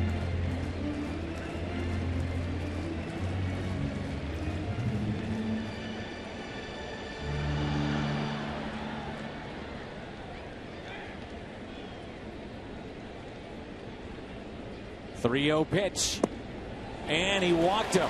Bases loaded. Back-to-back walks. In steps Furcal. A single by Freese to right. Carpenter, terrific at bat to work a walk. And who knows, maybe the lefty was a bit unnerved after that at bat in leading to LYNN. And there's sometimes you're unnerved by that, and there are times where you're unnerved when the guy's in a bunt situation. You start to look at the bat, you start to look at the player squaring, and you lose focus on the glove, and all of a sudden the plate dances around a little bit. Whatever the reason, uncharacteristic for Friedrich to have not just one walk, but 2 walks in a row. He'd gone 3 starts with just 1 total walk. Bases loaded. First pitch to Furcal is taken inside. That's 6 straight balls, and Furcal tonight has singled and walked as Bo McLaughlin, no relation, will have a visit out on the mound. And also Furcal is grounded out to second. And we learned early in the series, talking to the Rockies personnel, that the 75 pitch limit is not a hard count.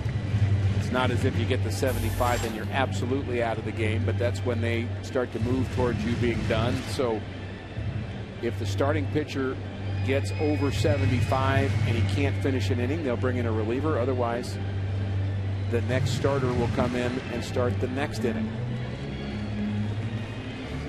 They have been trying with starting pitching. A lot of them haven't worked out, though. The 2006 draft choice, Greg Reynolds, second pick overall, has just made it to AAA, and that's 6 years later. And Friedrich, the left-hander, was the choice in 2008, 25th overall pick.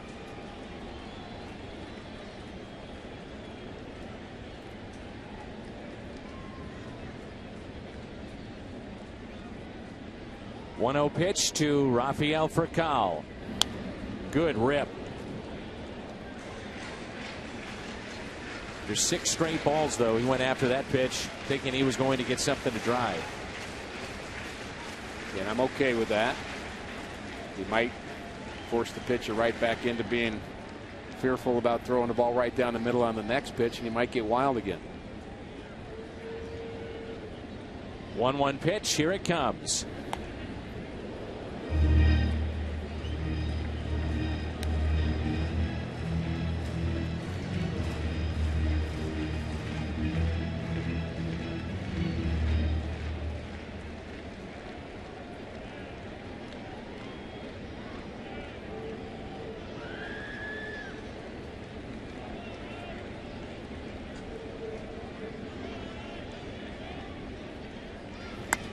Spoiled by Rafael Furcal. John Jay on deck. We're at Busch Stadium in St. Louis. Cardinals have a 1-run lead, trying to take 3 of 4 against the Rockies. Another huge crowd here tonight, and they are ready to explode here in the 5th inning.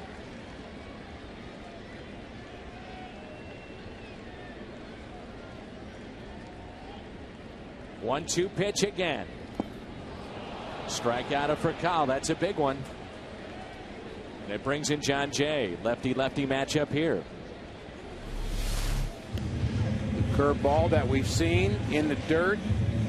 Furcal just trying to put it in play. He didn't see that ball well at all. Kind of a half swing from Rafi. Cardinals cannot afford to miss here in the 5th inning. Too good an opportunity.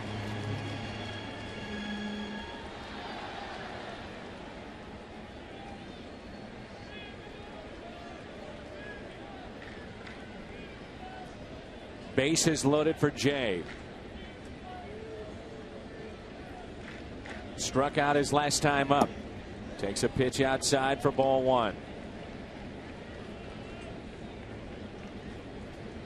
Scoring position has been an issue for the Cardinals. And the Rockies both. 1-0 pitch. 2-0. Rockies lead the National League in batting average with runners in scoring position, but they haven't done well in this series, and neither have the Cardinals.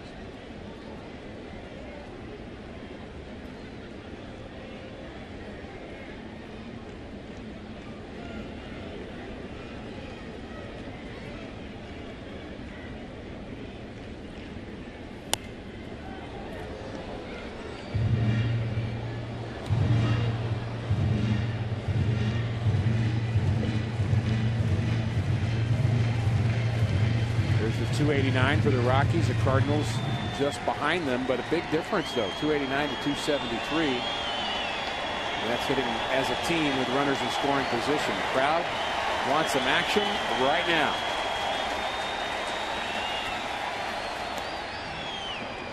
Stays inside with that pitch. 2-2.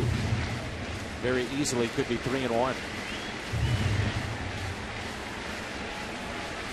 A break for Friedrich, and he knows it, with Matt Holliday looming.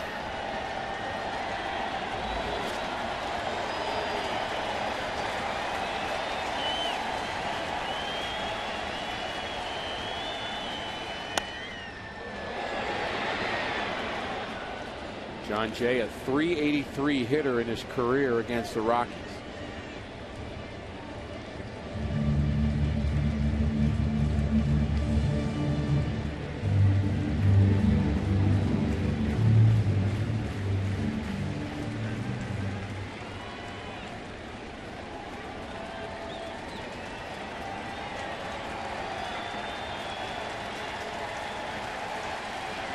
Two pitch.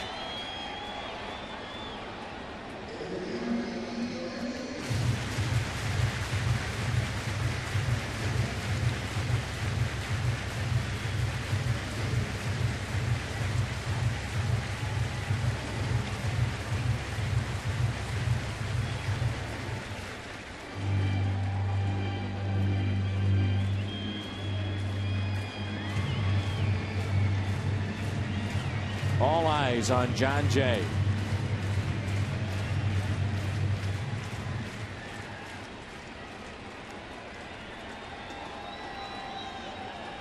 It's another 2-2 pitch.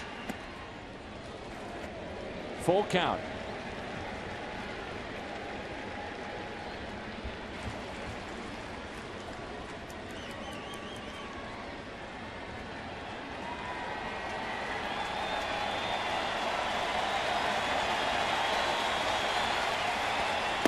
He walked him. Bases loaded, walk. 2-0 St. Louis.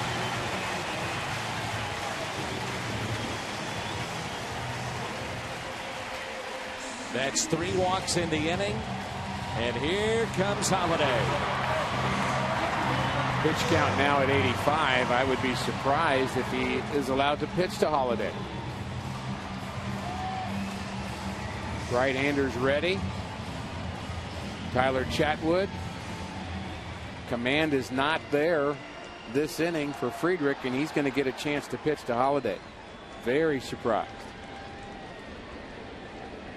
RBI already for Holliday back in the first inning.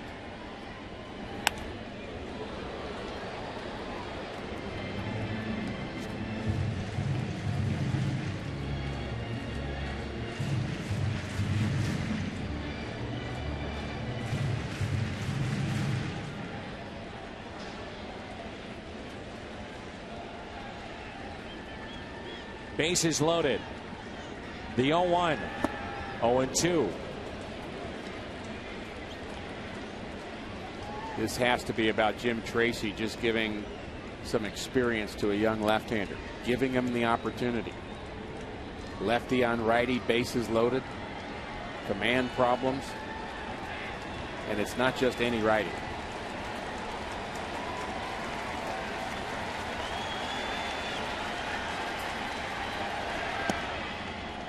One and two.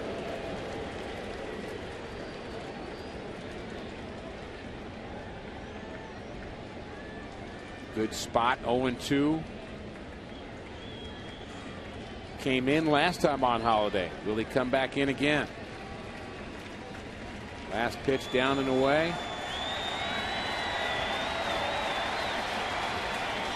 Holiday, base hit in the left. 1 run will score. They'll hold up Lance Lynn, even though it's bobbled and left by Gonzalez. 3-0 St. Louis. The second RBI tonight from Matt Holiday.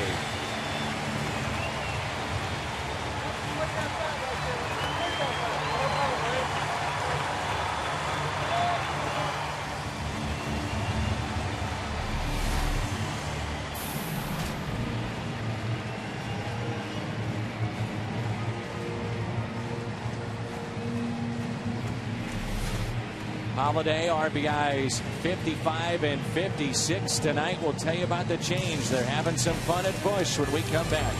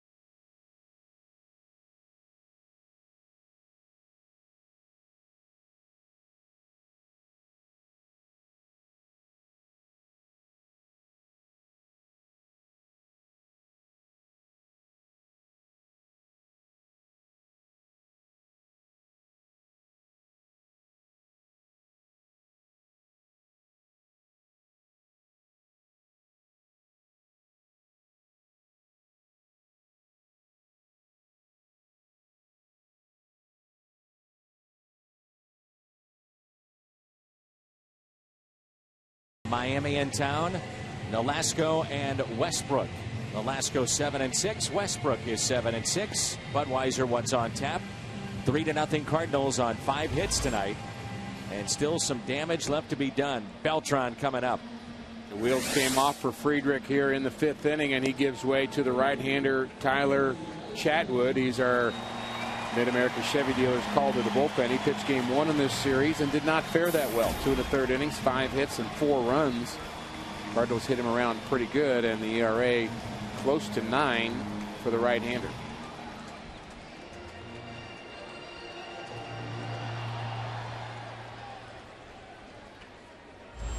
Beltran is 1 for 2. Bases loaded.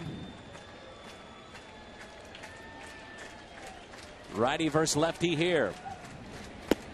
Ball 1. Tough to ask a reliever to come in this spot. Not only is it the bases loaded, but you face one of the best power hitters right now in baseball.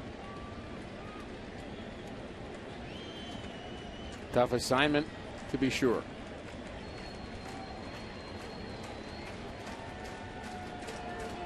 The 1-0. 2-0. But you want to keep getting assignments. You have to do well in tough ones.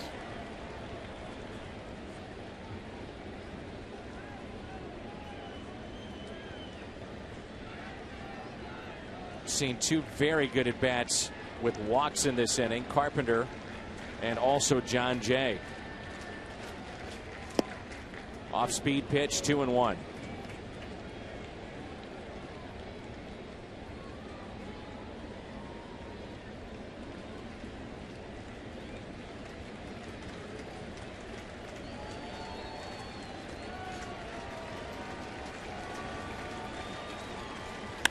Beltran smokes one out to center. That ball is off the wall. 2 runs will score. Carlos Beltran delivers.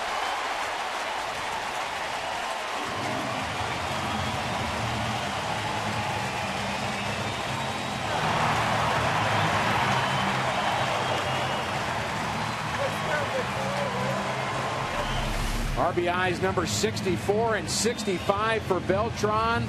The smooth, easy swing, and he just crushes this ball to straightaway center field. Eyes right on it. And this ball off the bottom of the wall.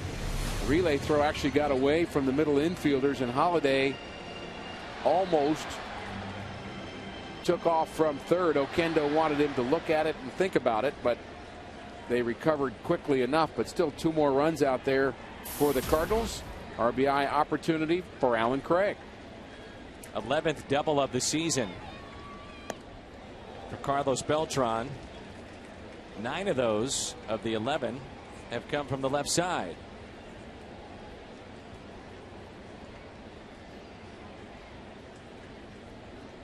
Five runs on 6 hits.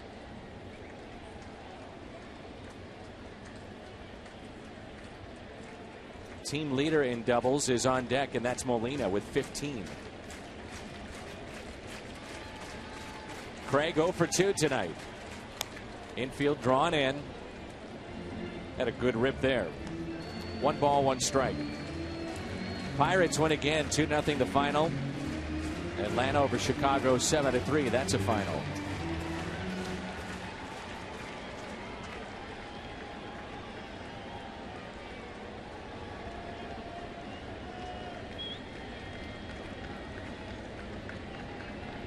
One pitch to Craig.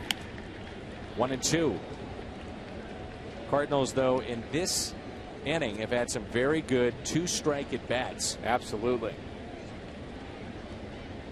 You mentioned the at bat of Carpenter. That's really set it up. David Freese got it going. John Jay's at bat. John Jay's at bat was good. Lance Lynn just watched 4 pitches go past him. That's really where the trouble just got exponentially worse for Friedrich. When you walk the pitcher, trying to give you an out, you can't take it. That's very, very frustrating for him. And we saw some talent from him here tonight, but not able to finish the job here in the 5th.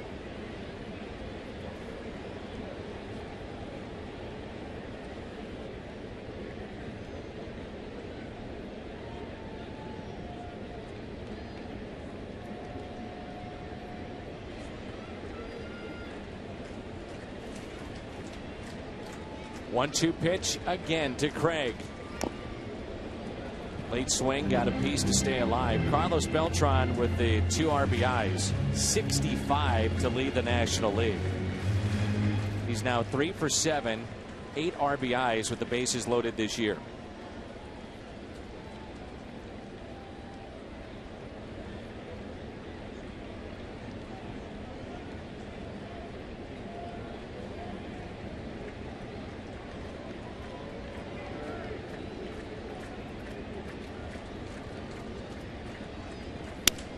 Breaks his bat, hit to short, play at the plate, and save!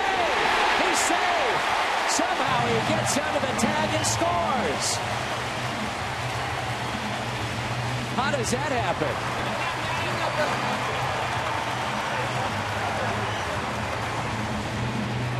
Well, how does Herrera catch that ball with the bat coming at him? That's the one thing I don't understand. The second thing I don't understand is how this tag is so high on Holiday and how he misses him, almost as if he was going backwards. Holiday slides to the front of the plate, umpire right on top of it. That's Mike Everett. And there he is. He's going away from the plate, and Holiday slides towards the plate. And that's just inexperience for Rosario behind the plate. We've seen his athleticism, to be sure, but he has some lessons to learn about receiving at this level. Break for the Cardinals.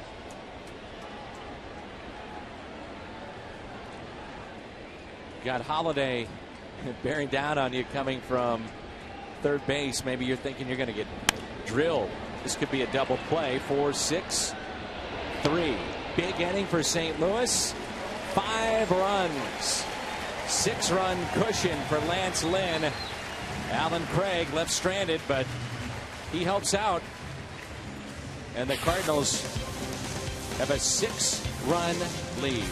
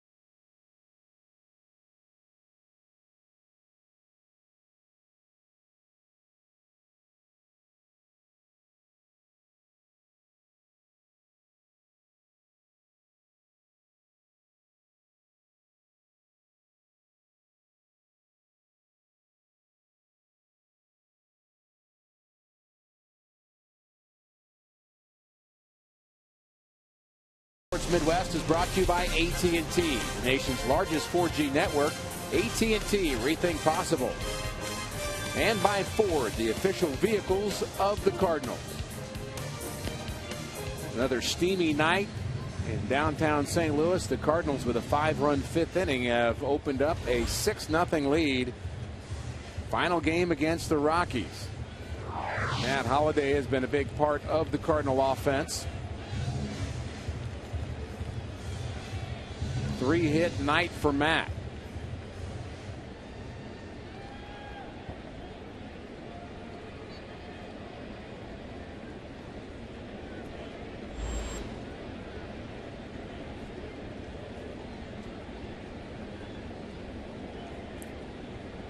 So Lance Lynn back to work, a cushion now of 6 runs as we move to the top of the 6th. Real key out, I think, in the game, Rick, is going back to the top of the 5th. You've got SCUTARO up, and if he reaches 1-run lead with Gonzalez at the plate. Instead, Gonzalez comes up down by 6 runs and now pops out to short. Mentioned a 3-hit night for Holliday, just a 1-hit night for him, but 2 RBIs. And he just continues to extend his hot streak. And still surprised that the left-hander was able to pitch to Matt Holliday. Friedrich had a nice start going, and the wheels just came off in that 5th inning.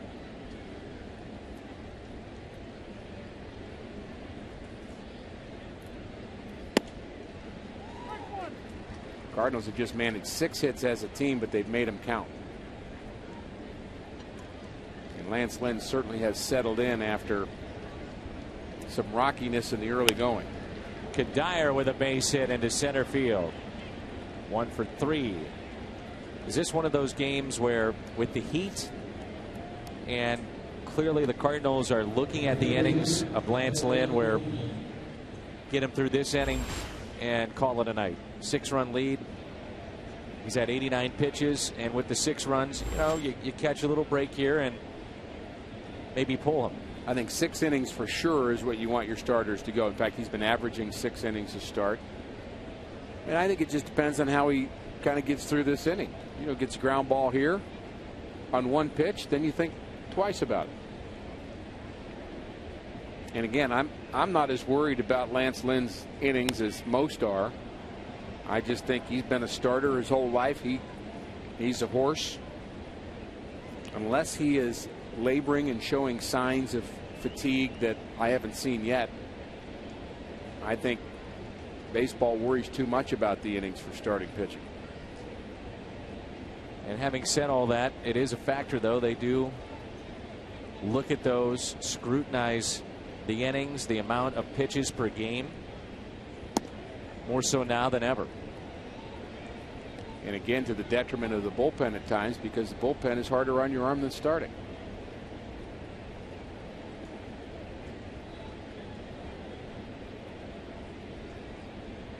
One ball, 1 strike with 1 out. Ground ball to short for Kyle to second, out there, and that's all they'll get. You know, on the flip side of starting Carpenter at second base, at this level, you always hear coaches, managers, whatever the sport may be, when you play a guy out of position, you worry about the possibility of injury. Well, and this possibility became almost a reality there. He didn't get his feet out of the way quickly enough, and there's his left foot getting pinched a bit by CUDDYER, and that could have been a bad thing. Fortunately, he's okay. You would not expect that to be a double play, clearly. But again, that's where you just become a first baseman. You know you're not going to get a double play, so you get yourself out of the way quickly, get out of the way, and I'm sure that's something Jose will talk to Carpenter about. And now, Dan, your earlier thought, which was a good one, about a defensive replacement, 6-0 lead, doesn't seem quite as important. Maybe not a bad idea if you want him to potentially be a second baseman, to give him some experience here. Yeah, and Mike Matheny was saying before the game, the whole idea of this is to try to keep Carpenter sharp some way, somehow. you're not going to sit Freese, you're not sitting Craig, and you're not sitting one of your outfielders. So this is the spot they felt they could do it in.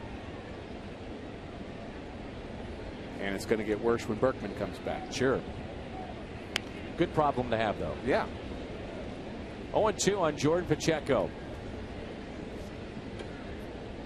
Jose's working hard, isn't he? Every pitch, he is just, I mean, he's feeling it.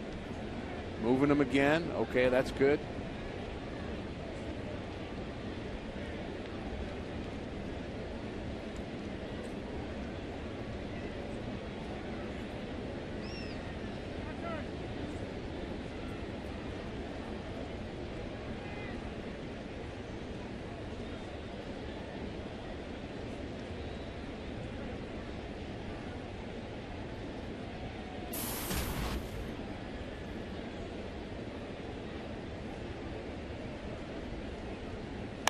Ground ball left side and off the glove of Freese into left field.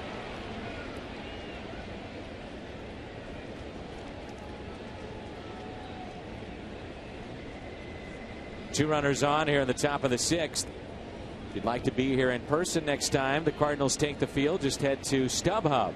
Easy to find the seats you want, and you'll see all the Cardinals action in the seats that you'd like to sit in.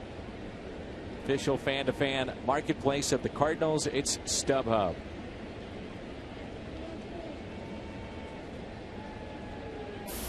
Ball was well hit, but it scored an error on David Freese, his 5th of the season. And it's been a part of his game that we probably haven't talked enough about. His defense has been very good. Really, the 5 on that play. Really, the Cardinals' defense overall has been very good.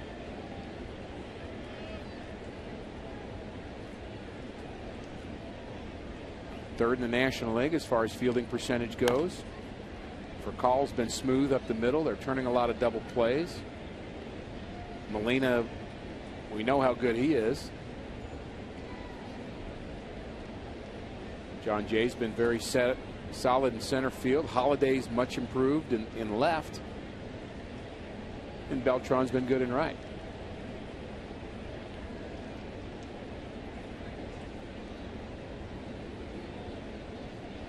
One ball, one strike on Rosario. 1-2. As the game has gone on, Lance Lynn is getting those calls on the corners.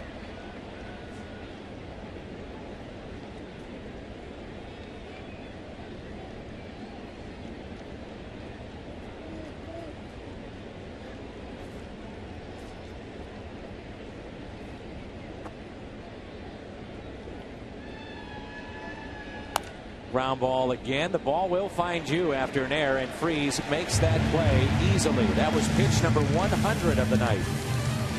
For Lance Lynn, it's 6-0 midway through 6.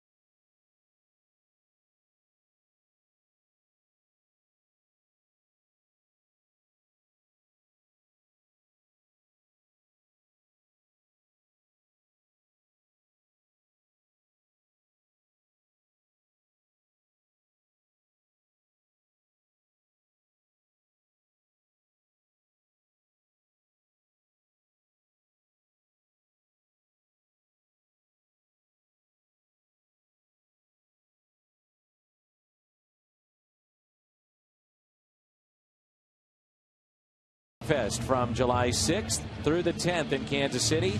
Major League Baseball All-Star Fan Fest, an interactive baseball theme park and the largest baseball fan event in the world. Get free autographs from legends and members of the Hall of Fame and so much more. To guarantee your preferred date and time slot, buy tickets now at allstargame.com. All-Star attractions are included with price of admission.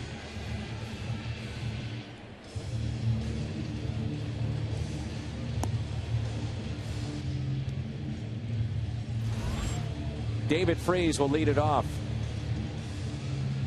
Freese is 1 for 2 on the night, and a day in which he learned that he is headed to the All-Star game.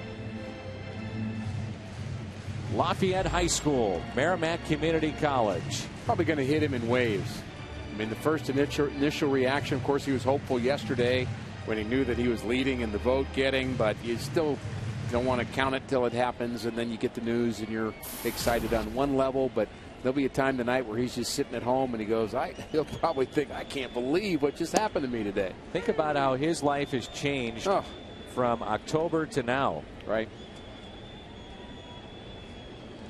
He's still probably having some moments feeling what happened last October. I don't think there's any doubt. 0-1 pitch.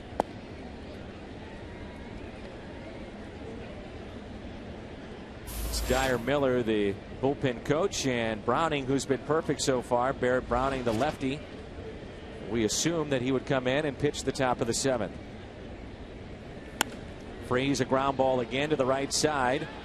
Taken there by SCUTARO, and there's one away. David 1 for 3 on the night.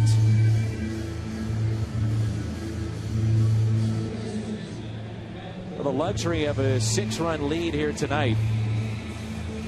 We had thought that possibly be 2 at-bats and out for Matt Carpenter, and then put in somebody that defensively is more comfortable at second base. But you buy yourself some time here. Carpenter an extra at-bat and possibly stays in the game. Daniel Descalzo is in the on-deck circle, so that scenario may happen as we go out for the next inning, that Descalzo will stay in the game and play second, and the pitcher will be a part of the double switch and hit in Carpenter's spot. So we may see that happen here. 1 ball, 1 strike. You can have all the extra BP you want, cage work and tee work and soft toss, but nothing can replace being in live action. That's what Mike Matheny's trying to do here. Keep him sharp, and that's a tough pitch to take. 95 at the knees on the black, the outside corner. 1 ball and 2 strikes with 1 out and nobody on. Carpenter is hitting .295. Think about Mike Matheny's decision to play him today. I mean, that's probably a good enough reason. He's earning playing time, and Mike's trying to find some way to get it for him, including putting him in a position he hasn't played since he was 12.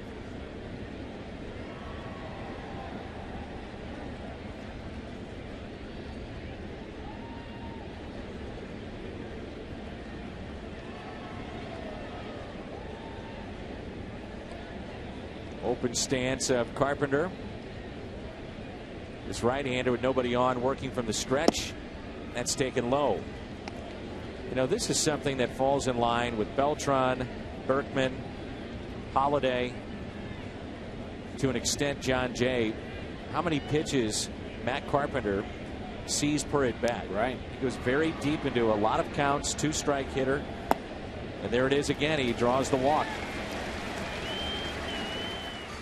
On base for the 3rd time, and the 2nd walk that he's drawn. Things just got serious because the Cardinals have scored 6 tonight. So any size drink, just 50 cents all day tomorrow. At your nearest On the Run and Mobile. This year, 6 is a serious number.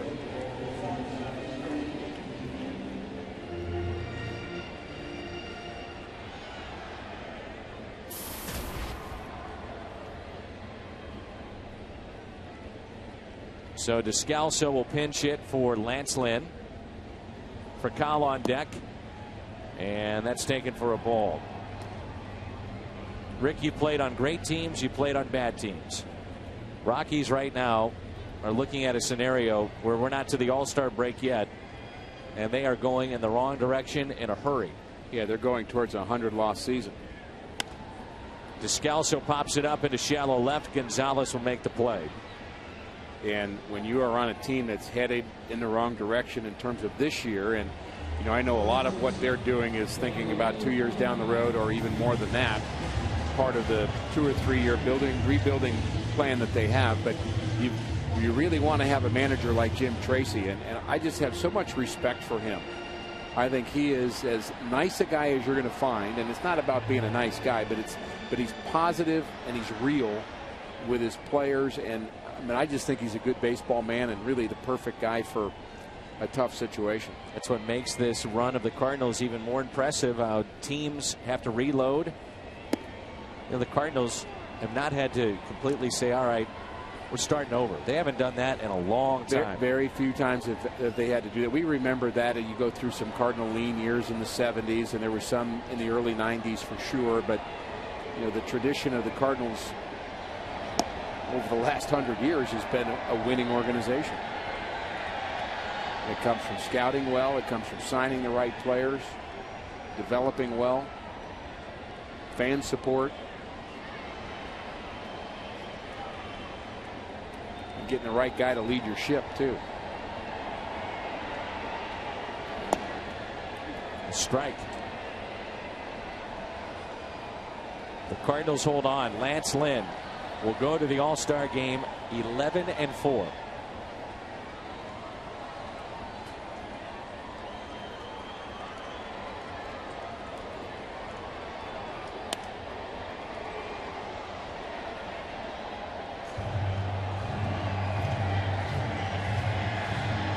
I'm sure Tony La Russa's taken a hard look at the guys that will walk into that All-Star game from a pitching perspective, well rested. That would be Lance Lynn. Should be. Good timing for him. That's such an oddity too with teams in baseball that Tony La Russa will start getting calls from all the managers in the National League, and they'll say, okay, I really want to win this game, but don't pitch my guy. Right. Because I want him to go against. I can't wait to hear what that call's like with Dusty Baker calling about don't pitch my guy Chapman, because I might want him for that first series after the All-Star break. Like to be a fly on the wall for that call. But that's kind of an oddity. You have kind of conflicting purposes. Cardinals will open up after the break. Road trip with Cincinnati and Milwaukee. This becomes a very interesting time for the Milwaukee Brewers. Are they sellers? Do they still feel they can get back in the race? Only 7 games out. Zach Greinke a free agent to be.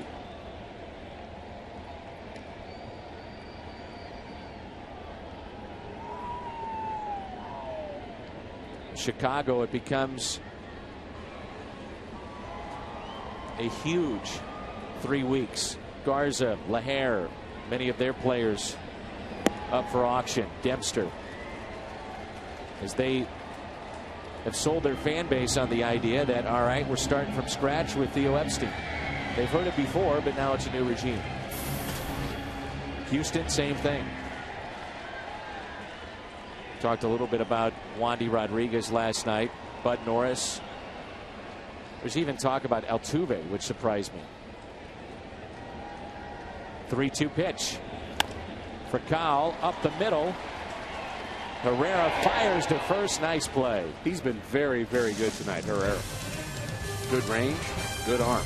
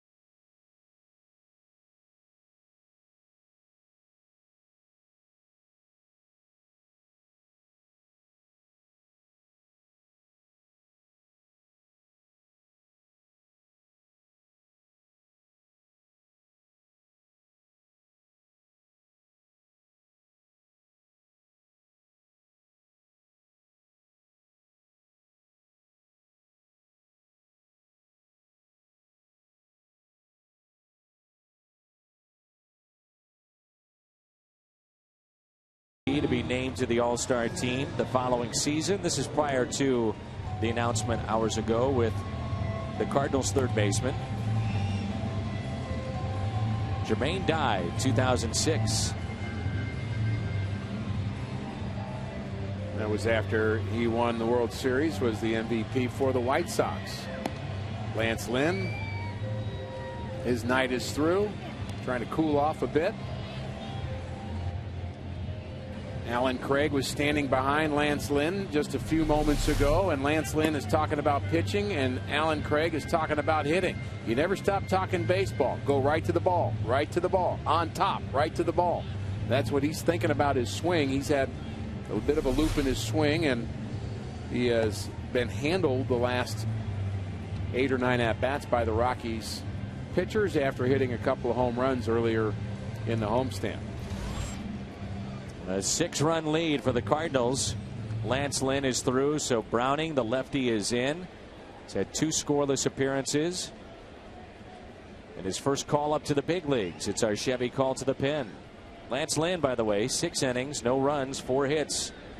Walks 2, strikes out 7. Barrett Browning developed a couple of pitches this offseason, and he says it's made all the difference in the world. Curveball, slider, changeup, 2-seam, 4-seam fastball.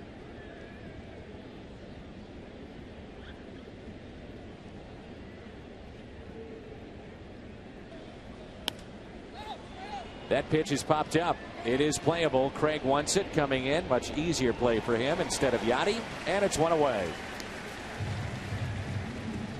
If Lance Lynn and the Cardinals can hold on tonight for Lance's victory, it'll be number 11, which would tie him with Gio Gonzalez for second.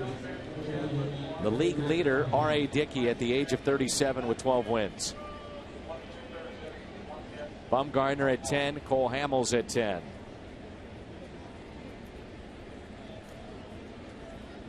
Here's Eric Young as a pinch hitter. Second night we've seen him do this. He started in place of Dexter Fowler beginning of the series.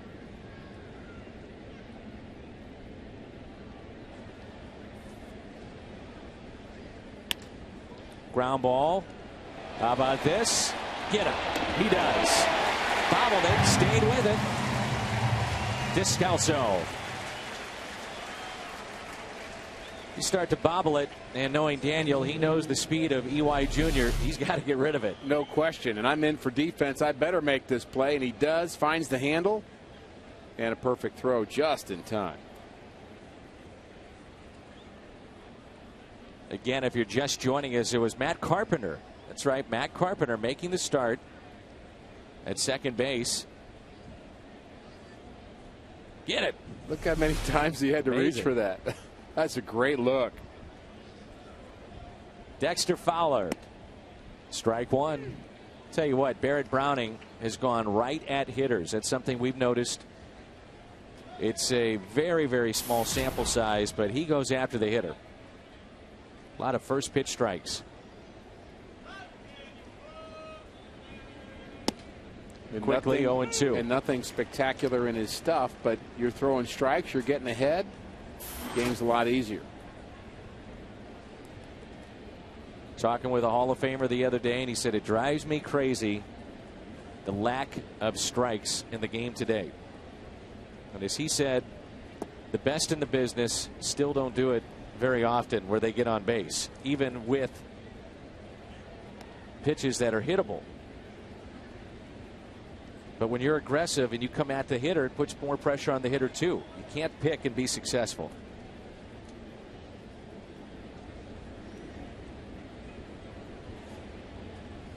One ball and 2 strikes. Well, sometimes you're picking because you're fearful of what the batter can do, and then you get behind, and then you have a reason to be fearful, because then pitching really gets tough. So you might as well take your lumps on the first pitch, say, here, hit it, and if they do, they do.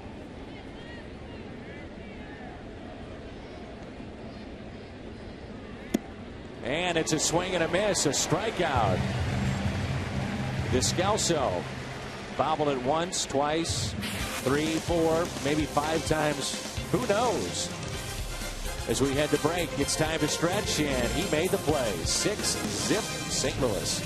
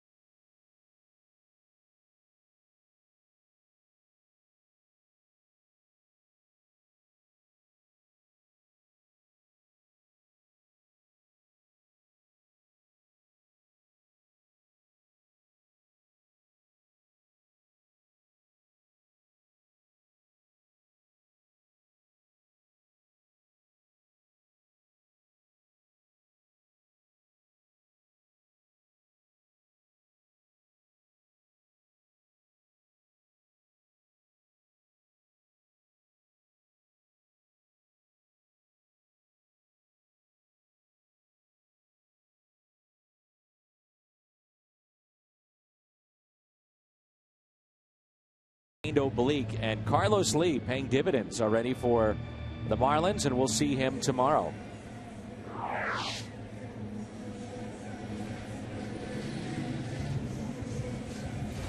Matt Reynolds is into the ball game for the Colorado Rockies. He'll face John Jay, Matt Holliday, Carlos Beltran. It was a 5-run home half of the 5th for St. Louis. Cardinals have out hit the Rockies 6-4 as Jay looks at a strike, and they lead 6-0. John Jay, a sacrifice in the first, strikeout in the third as you get a look at the numbers for the lefty, and with the bases loaded, walked to pick up an RBI. Also with the bases loaded last night, he was hit by a pitch that brought in a run.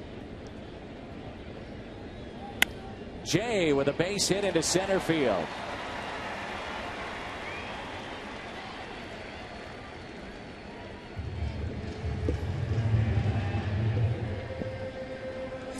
Leadoff hit for John Jay.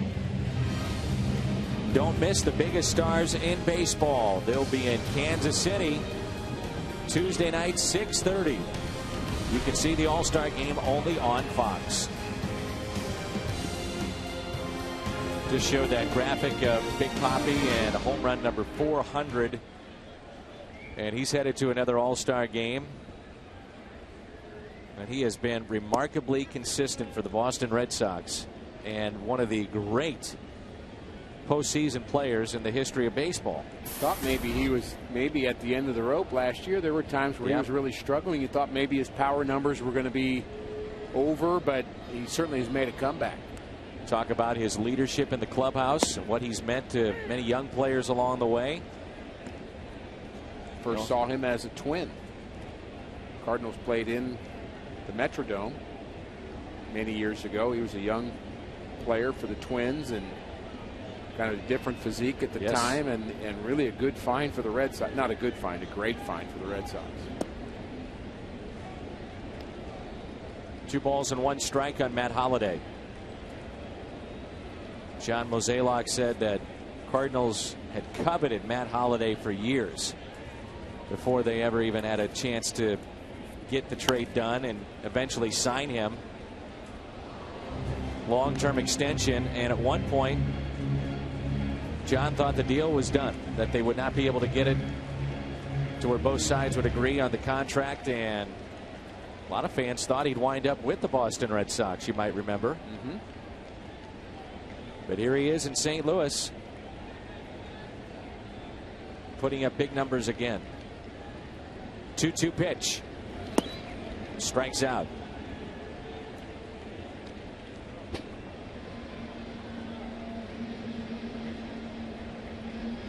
Mets win over the Phillies 6-5. David Wright with his 8th career game-winning walk-off hit. Phillies, one of those teams in a very tough spot from their management position on what they should do. Right now, 13 games back. You were talking about disappointing teams earlier, and you mentioned Arizona, but the Phillies are high on my list. I thought, and I knew they were aging, but the fact that Cliff Lee has 1 victory, and it's July 5th. They will get Halladay. They'll get Ryan Howard. They'll get Utley.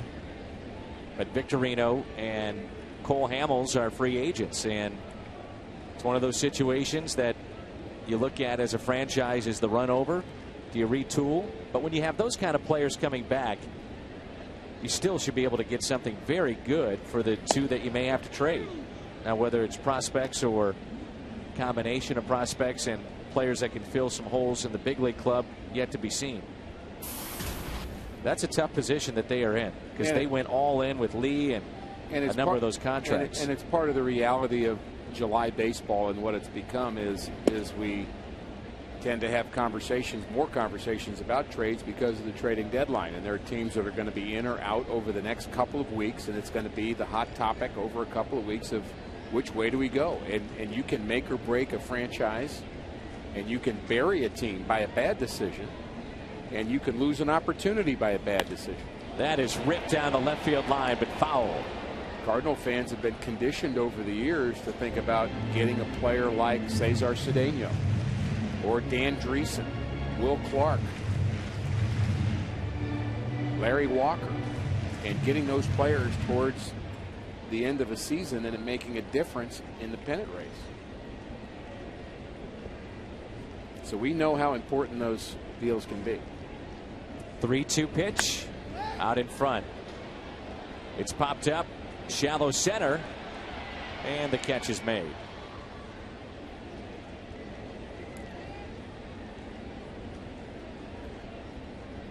Two outs, runner at first, and the batter will be Alan Craig. The pitching matchups for this weekend: Westbrook and Nolasco tomorrow. Saturday, Loesch and Zambrano. That's at 3:10. That start time on Saturday. And then Sunday, Joe Kelly, Anibal Sanchez. So the matchups that we saw, the series in Miami, as Victor Marte is getting loose. He's checking the Miami Marlins box score to see where they put Carlos Lee in the order, and at least in their game against the Brewers, they beat the Brewers 4-0 today. Lee 2 for 4, hitting in the 3rd spot between Hanley Ramirez and Logan Morrison.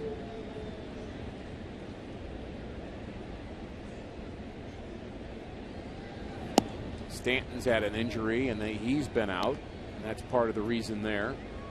The Astros, by the way, have 2 8-game losing skids this year.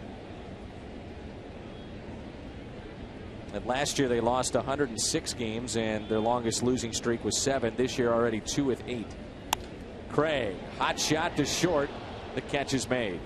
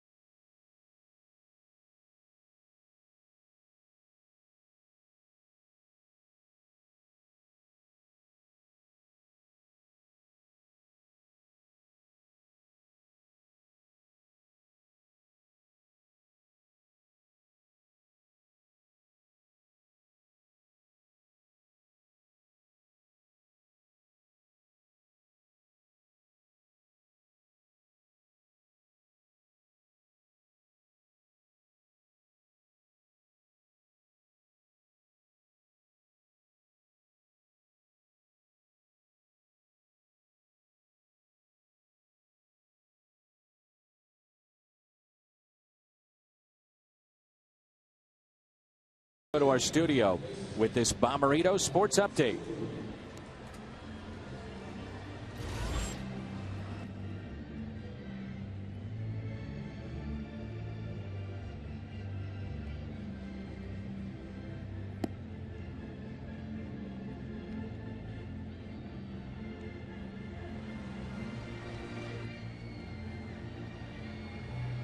(46-36) for Pittsburgh.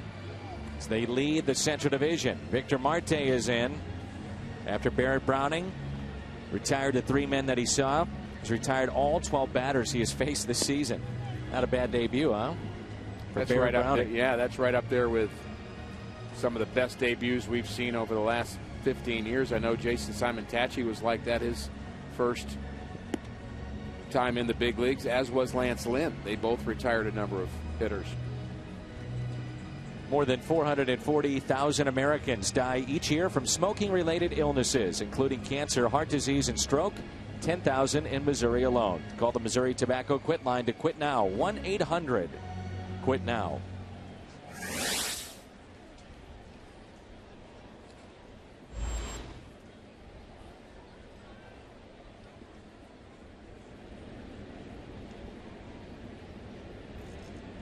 Marco Scutaro will lead it off for Colorado. We're in the top of the 8th, and the Redbirds have a lead of 6 runs tonight. First pitch is a strike. Scutaro, Gonzalez, and CUDDYER.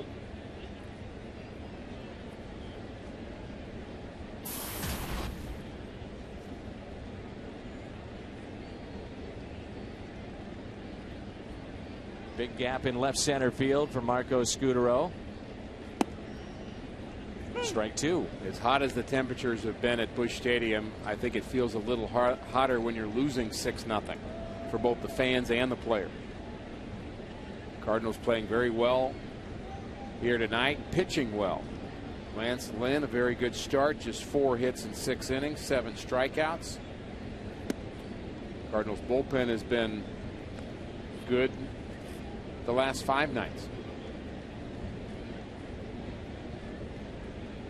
Cardinals will see the Rockies at the end of July, July 31st, August 1st and 2nd at Coors Field.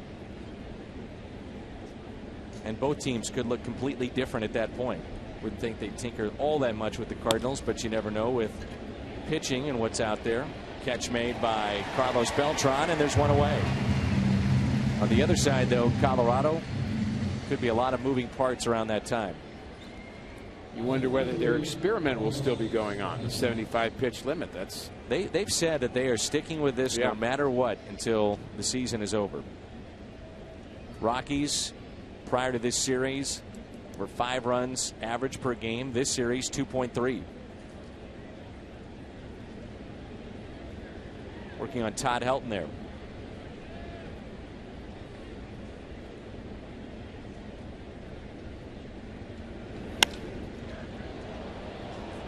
In the air to center. Gonzalez held in check in this series. 2 away.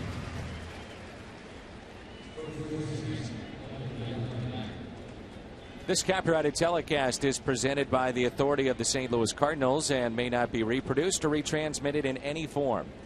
And the accounts and descriptions of this game may not be disseminated without the express written consent of the world champion St. Louis Cardinals. Along with Rick Horton, I'm Dan McLaughlin. Jim Hayes with us. Post-game show with Pat and Al. 2 outs, and here's CUDDYER.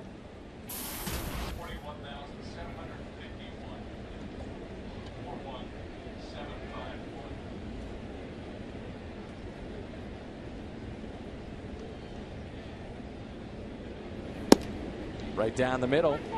1 ball, 1 strike. Another crowd over 40,000, 41,751 here tonight.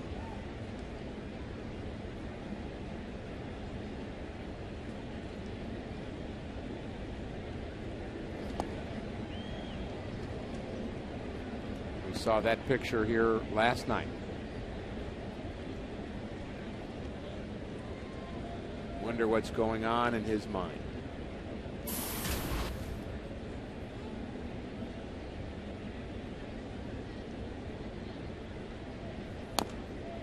2-2. Chris Carpenter in the bullpen.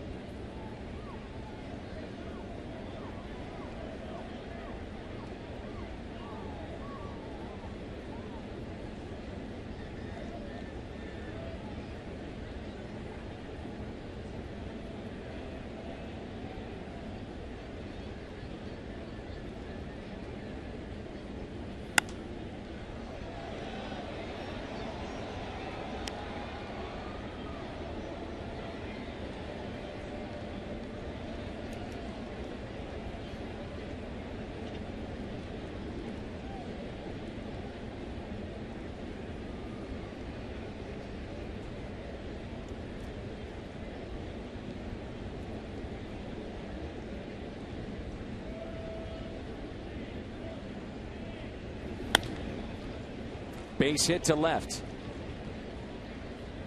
Tony La Russa asked his team last year to win without Adam Wainwright.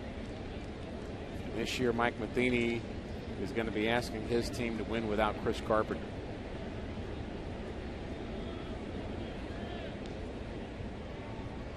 Everybody was looking forward to a healthy Chris Carpenter and Adam Wainwright at the top of a rotation.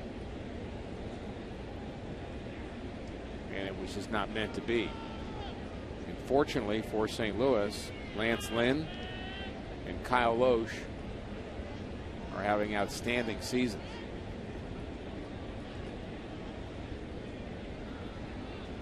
Tyler Colvin with 2 down.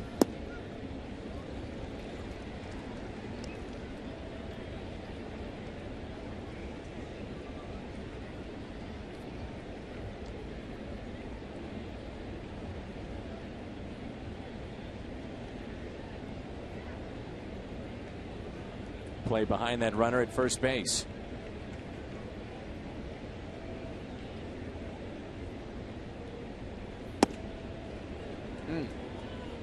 Looked pretty good, didn't it?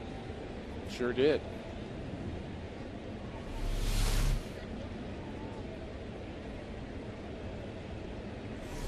'94 nipped the inside corner.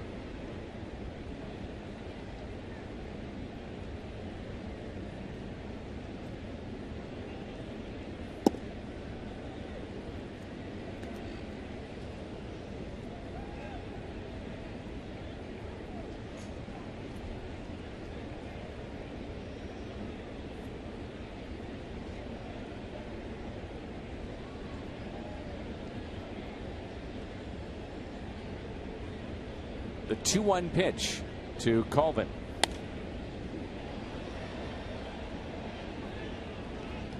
Two and two.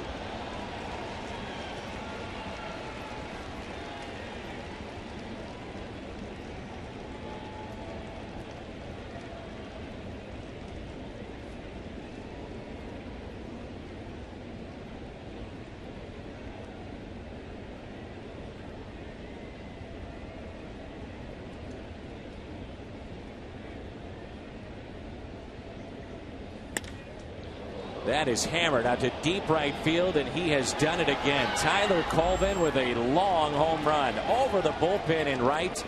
Rockies get on the board, and this guy is red hot.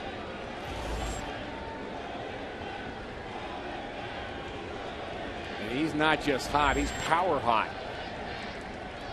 And that's even worse. And that's a stroke down for sure.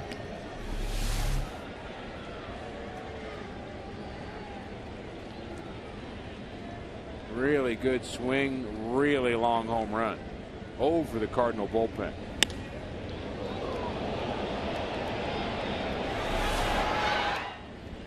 Two outs. Jordan Pacheco, strike one. 423 feet on the distance of that home run. 4-2-3.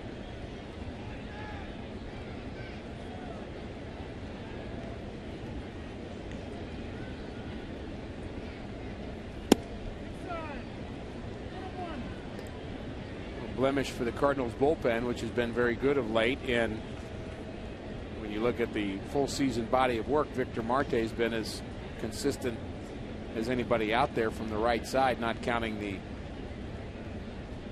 closer, Jason Mott, and I guess you can't count Mitchell Boggs either. He's been very good in the 8th innings. But Marte's been solid.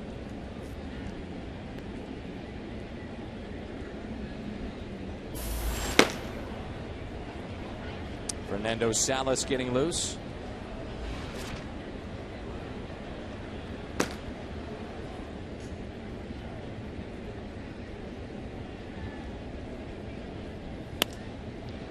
Reaching forward and a base hit into right. It's a nice piece of hitting there. Pacheco has the highest average of any rookie in the National League. Everybody talks about Bryce Harper. Nobody's talking about Pacheco, but he's batting over 300. And here's one of the reasons why. It's a pretty good pitch, off balance swing, but gets a base hit the other way. So 3 hits in a row now, and it gets a little bit dicey for the Cardinals. Not over yet.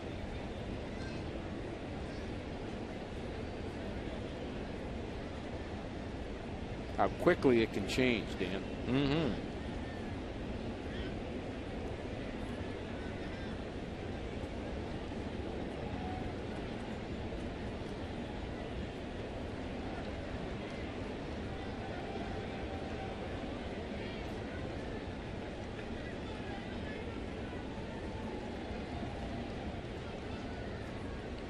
So Salas will come in with 2 down and a runner at first. Cardinals leading 6-2 here at Busch Stadium.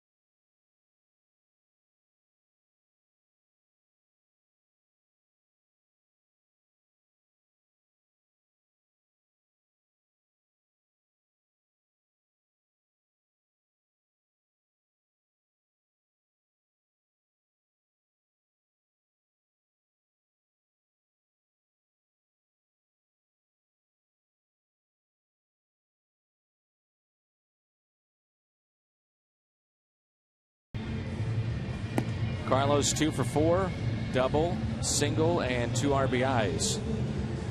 Been a bit quiet on his homestand, just 3 for 17. But 2 very big RBIs in the 5th inning.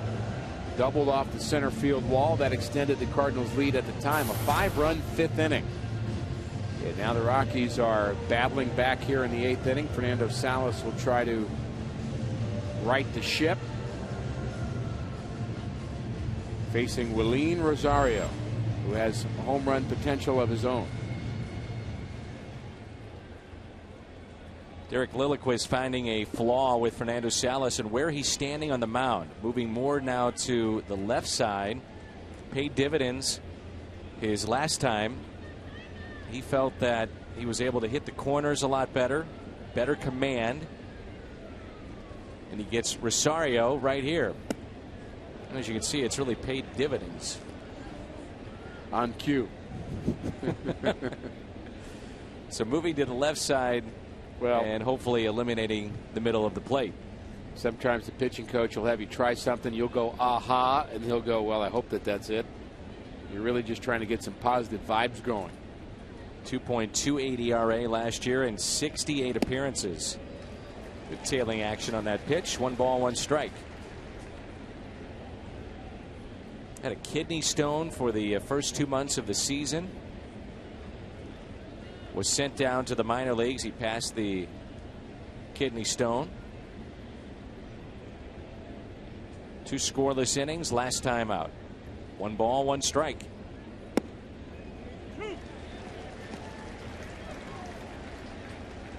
That's a bad month when you get sent to the minor leagues and then you pass a kidney stone. Is that what you're trying to say? That's what I'm saying. Couldn't agree more.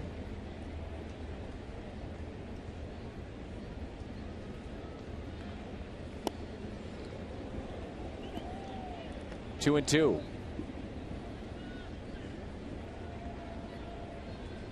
Did not look sharp on those last 2 pitches. Got away with a breaking ball that was up in the zone to Rosario. Does have 14 home runs, the most home runs by any rookie in the National League, so be careful here. Hits it down the left field line a ton, and foul. Pan up a little bit. That's where it is. Keep on going. Up, up, up, up, up, up, up.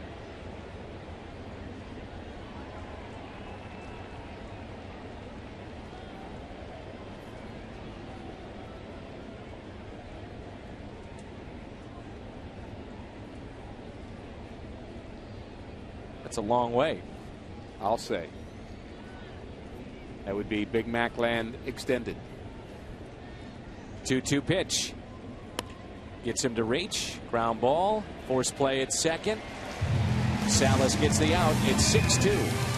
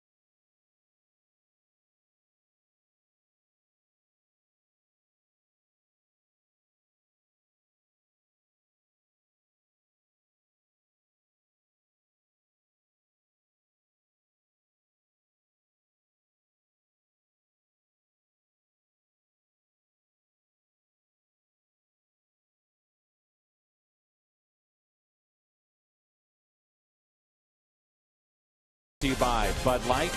It's the sure sign of a good time. Here we go. And by Taco Bell. Taco Bell, live Mas.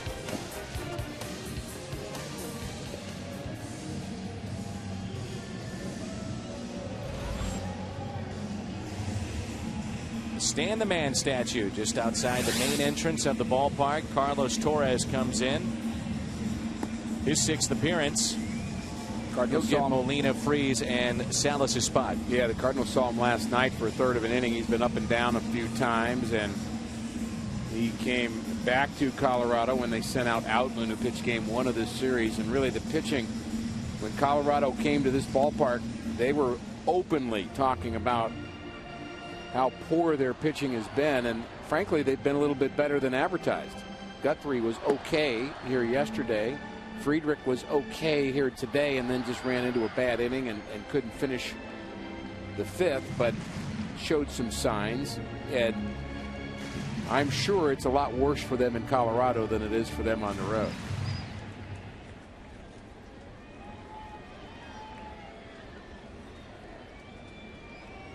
Yadier Molina. Flied out, grounded out twice. last time into a double play. We're in the bottom of the 8th, and the first pitch is fouled back.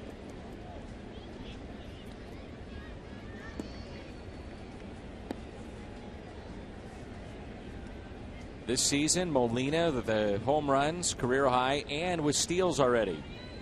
9. Such an intelligent player.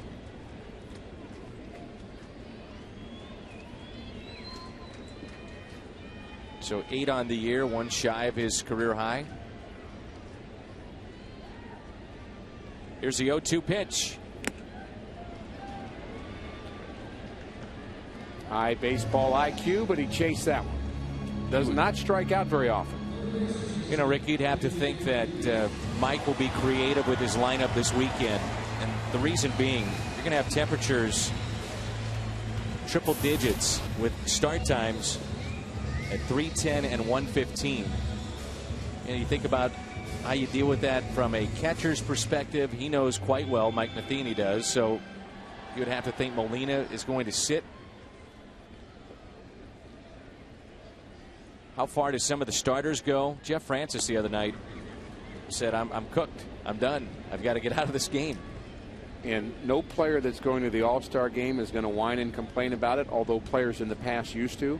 But the experience of going to an All-Star game, there's a lot to do. There's a lot of activities. There's a lot of things that you need to do with the media and the workouts and the activities. I mean, it's a show. It's a big 3-day show. We know that because we had it here in St. Louis not that long ago.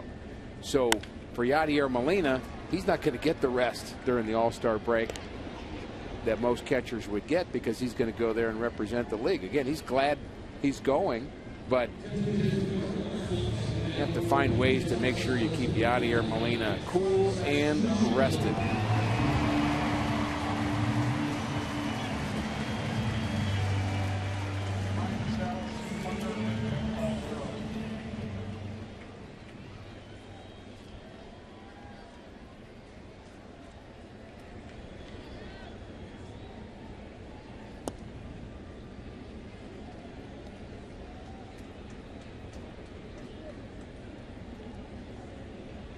Hydrate.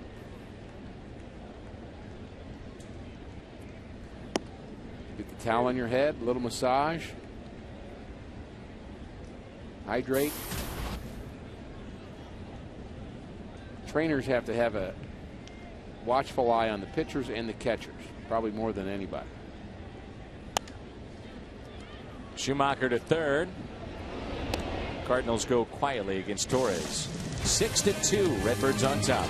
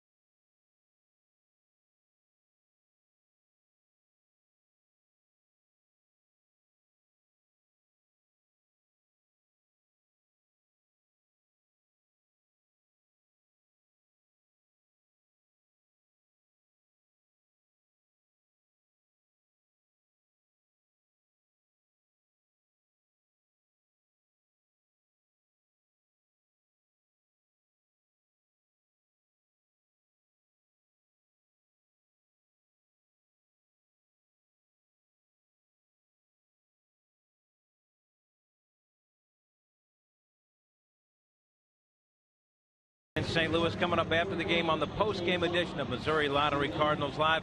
Pat Paris and Al Roboski will be at Lumiere Place. Lance Lynn gets his groove back. They'll tell you how.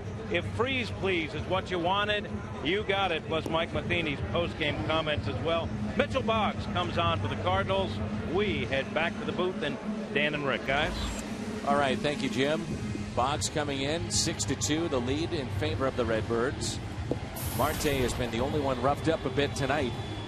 From the Cardinals' perspective, 5-run bottom of the 5th for St. Louis.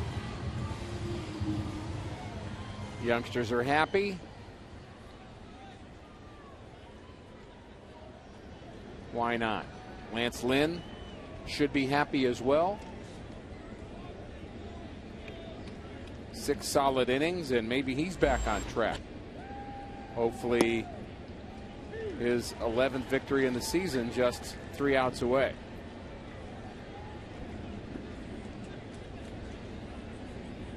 Our director is Tom Mead tonight. Rarely, if ever, do you hear Tom speak. He's so locked in. 0-2. Mike Kelly, our producer. Brian McCann, Keith Oberman, Keith O'Brien. All part of the telecast tonight. Danny Martinez, Dan Hyatt. 1 ball and 2 strikes. Jonathan Herrera. It is something. I mean, we try to talk to Tom, and you just cannot break that concentration he has going night in and night out. Kind of an introvert, in fact.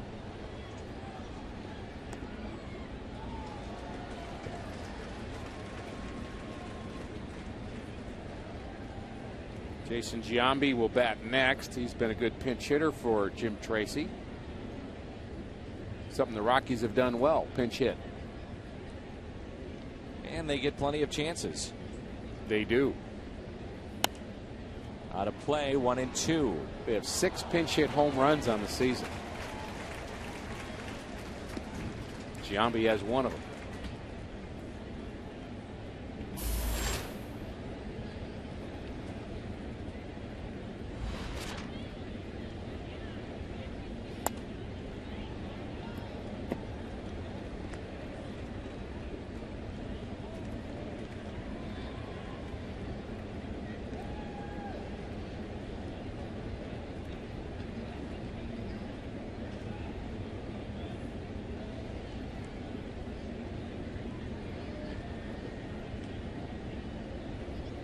Here's another 1-2 pitch. Strikeout for Boggs. 97. You talked about it last night. It's not just movement, but late movement. He had it on that pitch. Good Strikeout pitch for Boggs, and Lance Lynn is our Budweiser player of the game. And really good pitches from Lance Lynn all night long. Just 4 hits, 2 walks. And both of those walks from Lynn came in the first inning. So he really settled down with his command after that. 7 strikeouts, and he is still averaging more than a strikeout an inning in the Cardinals rotation. Giambi grounds out to second, and the Cardinals are 1 out away from taking 3 of 4 against the Rockies.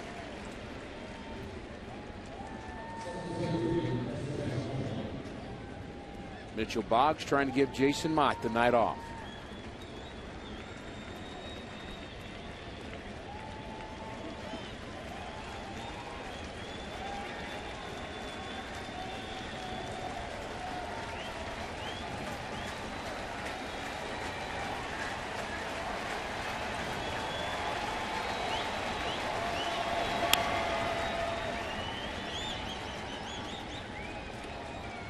Strike 1 on Dexter Fowler.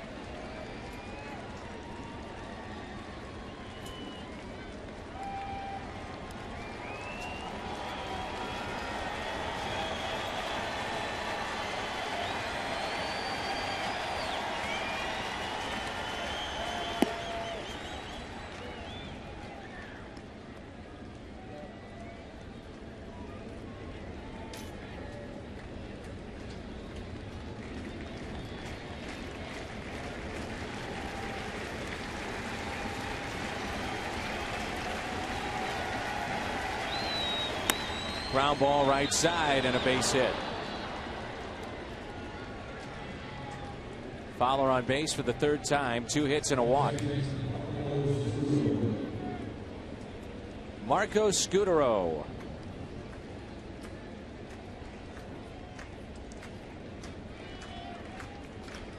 SCUTARO's flown out all 4 times. More of a line drive gap hitter. There have been no hits in the air for him.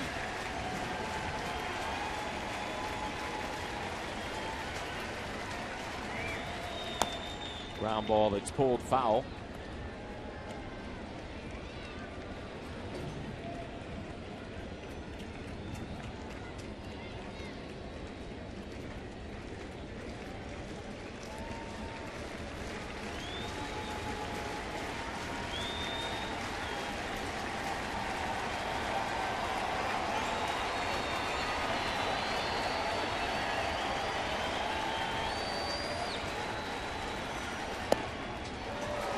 Oh, 2. Boggs looks sharp tonight, doesn't he? He sure does. Nasty sinker. This Rocky offense has only scored 9 runs in their last 5 games. And the Cardinals hoping to win this series 3-1 with this pitch. Or the next one.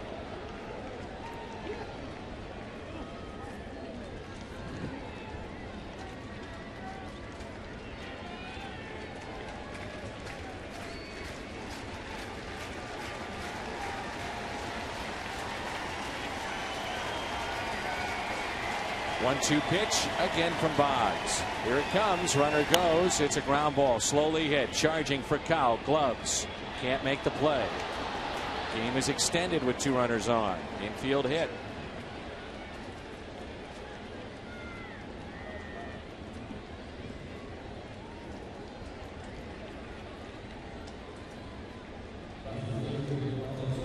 Now we will see Jason Mott.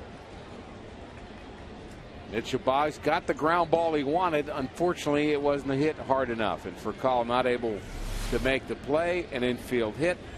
And we're going to see the Cardinal closer trying to pick up his 19th save of the season.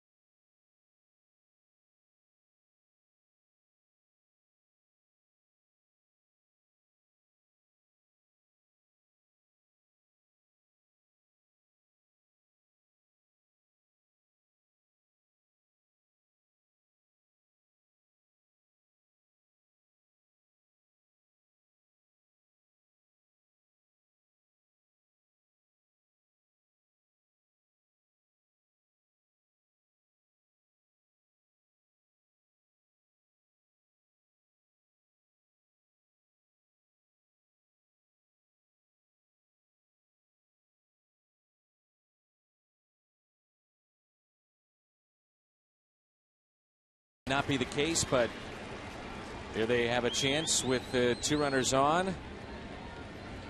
And Gonzalez coming to the plate. Tough assignment. That's what the closer often has to deal with. Gonzalez, one of the best hitters in the National League. A couple runners aboard in the 9th. Crowd cheering on Jason Mott, 18 for 22 in save opportunity. 2 outs, 2 on. 98.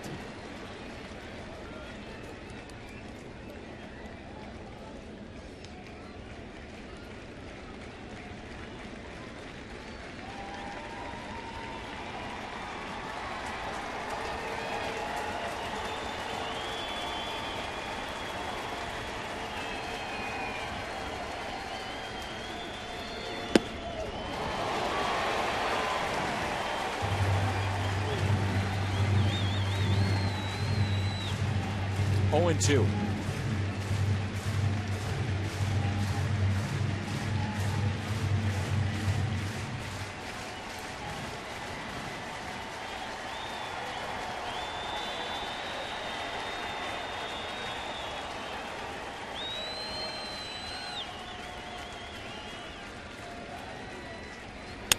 Ground ball that is fair, and this will do it. Craig has it. Cardinals take 3 of 4, and they win it tonight. Beltran, an offensive star, but the real star of this game, Lance Lynn, picking up his 11th victory. He's back on track. The Cardinals take 3 out of 4 against the Rockies, who are headed in the wrong direction. It's on to the post-game show. Missouri Lottery Cardinals live. 6-2 our final.